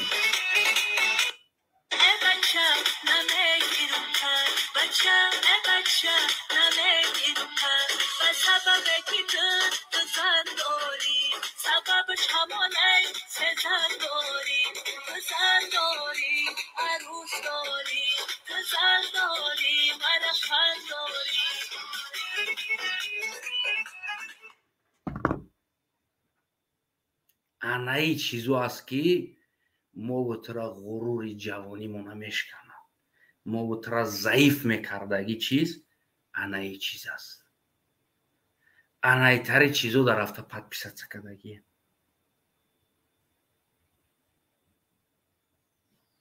ана ин чиз аст ҳамватанон. ҳо нав фанг мекунаву ҳайвоншову пишакшову маймуншов кадаги ҳастанд. рӯзи дароз дар ютубҳо анаура шумо тамошо мекунед. барои чӣ шумо заифед? барои чӣ ғурури мардитон нест? барои чӣ? хитонда савол битед. шумо барои ки ана хеле чизои заиф мебинед. агар ки шумо рӯзи дароз ягон чизи ғурурӣ тамошо кунед, сурудам ғурур дошта бошад, суруд ғурур дошта бошад, саҳна ғурур дошта бошад, ин чизоеро ки шумо мебинед, уна вақт ҳиссиёти ғурури шумо боло мешавад. барои чӣ он актёр, он санъаткор, он сарояндае ки маъно ва мазмуни суруд дорад, ӯи инсонон наметавонанд дар телевизион ё дар ягон ҷо сабт кунанд хитчона ва анаи матра намегирем ки ту сезан дорӣ, ту дузан дорӣ, ту мара фиреб дорӣ. ин суруд чӣ аст? маънош чӣ аст? мусиқиш чӣ аст? фақат ҳамихеча ҷимондагӣ ё дар телевизиони ютубу дар дигар ҷо меёбад. сабаб чӣ аст? ҳукумати тоҷикистон айнан ҳамин чиза сардодагӣ аст ки бояд фикри мову шуморо заиф кунад. инҷа на хун, на луқма, на дигар чиз. аз анаму хел шер гуфтум ку ай ҷангал меёранд, шер дар сирк бозӣ мекунанд. фарзандони анаму шерра ки генералҳое ки мо доштем шер буданд ку, фарзандои анаму шерра овардагӣ дар сирк бозӣ дорад. яъне ин ай васпитание аст. то имрӯза аз падараш васпоминани ӯ дар расондагӣ нестанд ки падари ту кӣ буд, падари ту чӣ хел мегашт, падари ту чӣ корҳо кард. анаму фарзанди анаму инсон намедонад. мисли ҳамун бачаи шере ки аз ҷангал медизданд меёрандаш дар дуруни сирк, ӯ намедонад ки падари ӯ шер аст, аз падари ӯ тамоми ҳайвонои ҷангал метарсад. ин чиза ӯ бечора шер намедонад. ба чочак малакош метан, ай дуруни решоткача париданора, ҳалқа париданора ёд метан, алова мекунанд, мега ай дуруни алова бупар. ин ҳамақа чиза ёд метан. ҳамуно ҳам аммо ай 101-аш каким то образом ғурури шериш бедор мешавад ва одаморо мегазад. ягон асп пас ба ҳамун дуруни сиркда ҳамла мекунад.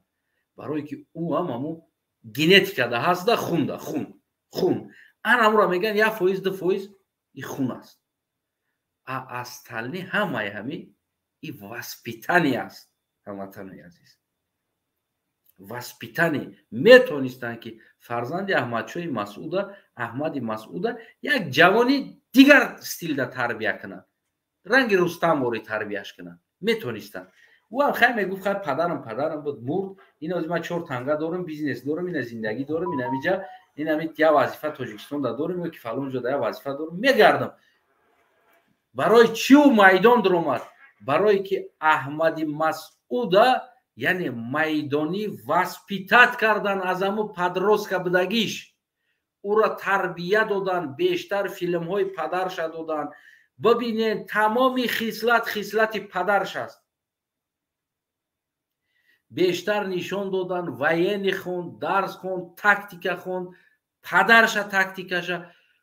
ӯро аз ана ҳамун дохили паншер, ҳамун атрофиёни ҳамун сангари умуман гурӯҳи худораҳмати аҳмадшоҳи масъуд гирди атрофаш фарзанди ира аҳмади масъуда тарбия кардан. ҳамин роҳ то ки дар ҷои падараш бигем ки фарзандша биёранд, раҳбар монанд ва дар итоат кунанд, кор кунанд. инам хел ҳамватанои азизам, ҳамаи чиз дар тарбия, дар дидан он чизе ки мебинӣ, ҳамидӣ анамуда вобастагӣ дорад. як оддийтарин чиз аст ки як духтар маҳкам аст, камтарак рӯша бибинӣ ку мард бигем мегӯй ваҳ, не ки бира пляжда ку ай сар тобига ҳар рӯз 3 рӯз ҳам духтароро лич бибин ку рӯзи 4 нигоҳш намекунӣ дар ҳам пляж.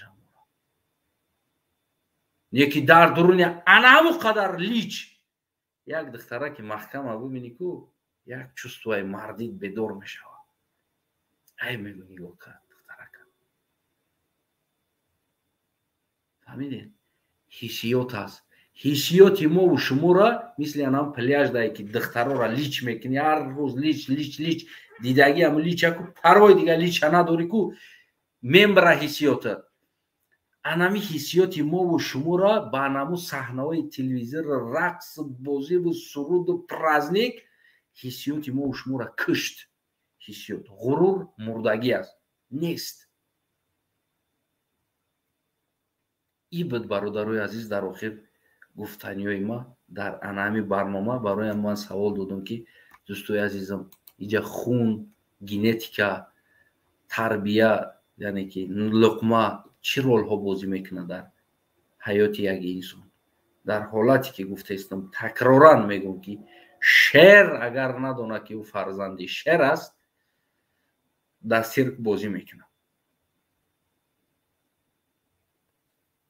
имрӯза ҳамун генералҳои моро фарзанд дошт, қомандонҳо, ғурур доштани инсонҳо, бигем Лангари, мисол Файз Алиев ва дигарро фарзанд дошт ки имрӯз рафтан дар қатори сафи Раҳмонов. ман содиқона дар ватан хизмат мекунам, гуфта Раҳмоновро ҳимоя дора. намедона мисли ҳамоне ки ҳамун шербачае ки дар дохили сирк омадааст, калон шидааст, бозӣ карда истодааст сирк, намедона ки падараш дар ҷангал шоҳи шерон аст, ӯ намедона дар сирк бозӣ мекунад. агар бидона ки падараш шоҳи шерон аст, ӯ дар сирк бозӣ намекунад. имрӯза анаморам чувствашон ҳам хеле мурдагӣ аст дар бораи падари худшон, ягон васпоминание надоранд. агар ки ӯ медонистанд ки васпоминанияшон ки падари ӯ як қаҳрамон буд, аз СССР задагӣ биромадагӣ ҳастанд, майдон урус пачинятсия кардагӣ аст. ҳамун вақт шуда дар падарои ё армияи рус пачинятсия мекард, дар Тоҷикистон меомад. Красный крест имрӯзе ки чӣ хел дар Толибон любой кас пачинятсия кардистанд. падари ёда тамоми ҳамон вақт пачинятсия мекард. ғурур дошт падарашон. агар ё медонистанд ку ё ҳеҷ вақт дар сирк бозӣ намекарданд. медонистанд ки падарои ё шоҳи ҷангало буданд, ҳеҷ вақт ё рафта дар сирки Раҳмонов бозӣ намекунад. ҳиссиёт нест, ғурура киштагӣ аст. роли асли тарбия ҳаст. кадомса мисли ҳамун дарахт каҷ кунӣ, каҷ месавзад. агар рост кунӣ, чӯбанди рост кунӣ, барнома шунидан кай бувад монанда нишон додагим чаро дарахтҳои Аврупо рост мехезанд. агар аз хурдиш ки ӯра рост банди, рост мехезанд. инсонам тарбияи инсонам ҳамун аст. аз хурдӣ тира агар кадомса каҷ кунанд, савзонанд, ҳамун тараф мерай. заиф месавзонанд, заиф мерай. дигар фикр кунам ки ин барномаи мо, яъне ҳамаи мо шумо дар барномаи 50-ум яъне бидуни парда фаҳмида шид. умедвор ҳастам шумо фаҳмиден ва кӯшиш кунен ки аз ин хел каналҳои фангфангу пангпанг подписатсия кунен. ин дар шумо имрӯз залал кардагӣ аст, оянда дар фарзандҳои шумо залал мекунанд. ин ахмақбозиҳо, ин суруду рақсҳо, ино на суруд ҳастанд, на рақс ҳастанд, на маъно доранд, на мантиқ доранд. ман аз шумо ҳамчун ҳамватан агар хоҳем ки худтон заиф нашин, хоҳем ки оянда фарзандотон заиф раққоса нашавад, яъне ки дар болои сараш дutta даҳмарда омада чӯпонӣ карда натонанд, яъне ки ҳаққи худа бидонад ки ки аст, фарзанди ки аст, насли худа агар шинохта битонад, аз ин хел каналҳо подписатсия кунед. ин хел каналҳо нобуд шаванд. бояд набошанд ин каналҳо. ин каналҳо шуморо ҳам заиф мекунад, оянда наслотон ҳам заиф мекунад. ин каналҳо дар ҷои подписатсия кунед ки ӯ ғурур дошта бошад. ӯ ғурур дошта бошад фарзанди шуморо ва дар худи шумо ӯ ғурура дода битона. ӯ чиз ӯ ҷойҳо барои худи шумо ғурур дода битона ки на хел майдонӣ бошем. ва на хел чорта қил омада дар сари шумо ку чормағз шикаста нашина ки шумо авлодан пушт ба пушт, насл ба насл ғуломи кас набошед. агар шумо ғурур дошта бошед, ғурури ҳиссиёти шумо бедор шид, шумо ғулом намешед. шуморо ғулом кардагиам набудани ғуруртон аст. Мардикор шиден набудани ғурур аст. ҳиссиёт нест. чувствовать намекунӣ. гуфтам ку дар ҳамун пляжа рӯз мера ҳамун бевои лича мебинӣ умуман ҳиссиёти мардид мебара мерава. айнан анамо аст. шуморо анамо чизоро дида ми ҳиссиётитон мурдагӣ аст. фақат мардикорӣ када гаштан мегиред. ояндаам фарзандотона мардикор мебинед. кӯшиш кунед фарзандотонро наёрен Россия. наёрен. ҳамун бимирда Тоҷикистон бес бугу. ҳиссиёти ӯро бедор кунед. насиҳат кунед аз хеле канало хучона дур бигиранд. тамошо накунанд. дар базмун ҳамун консертҳо мемонанд. ҳар рӯз дар Тоҷикистон консертҳо мемонанд ва мегарданд аиҷа ба уҷа. нараванд ин чизода. ин чиз ҳаҷв дора, на як чиз дора. ин чиз таҳқир аст, ғурур паст кардан аст, заиф кардани номуси шумо аст.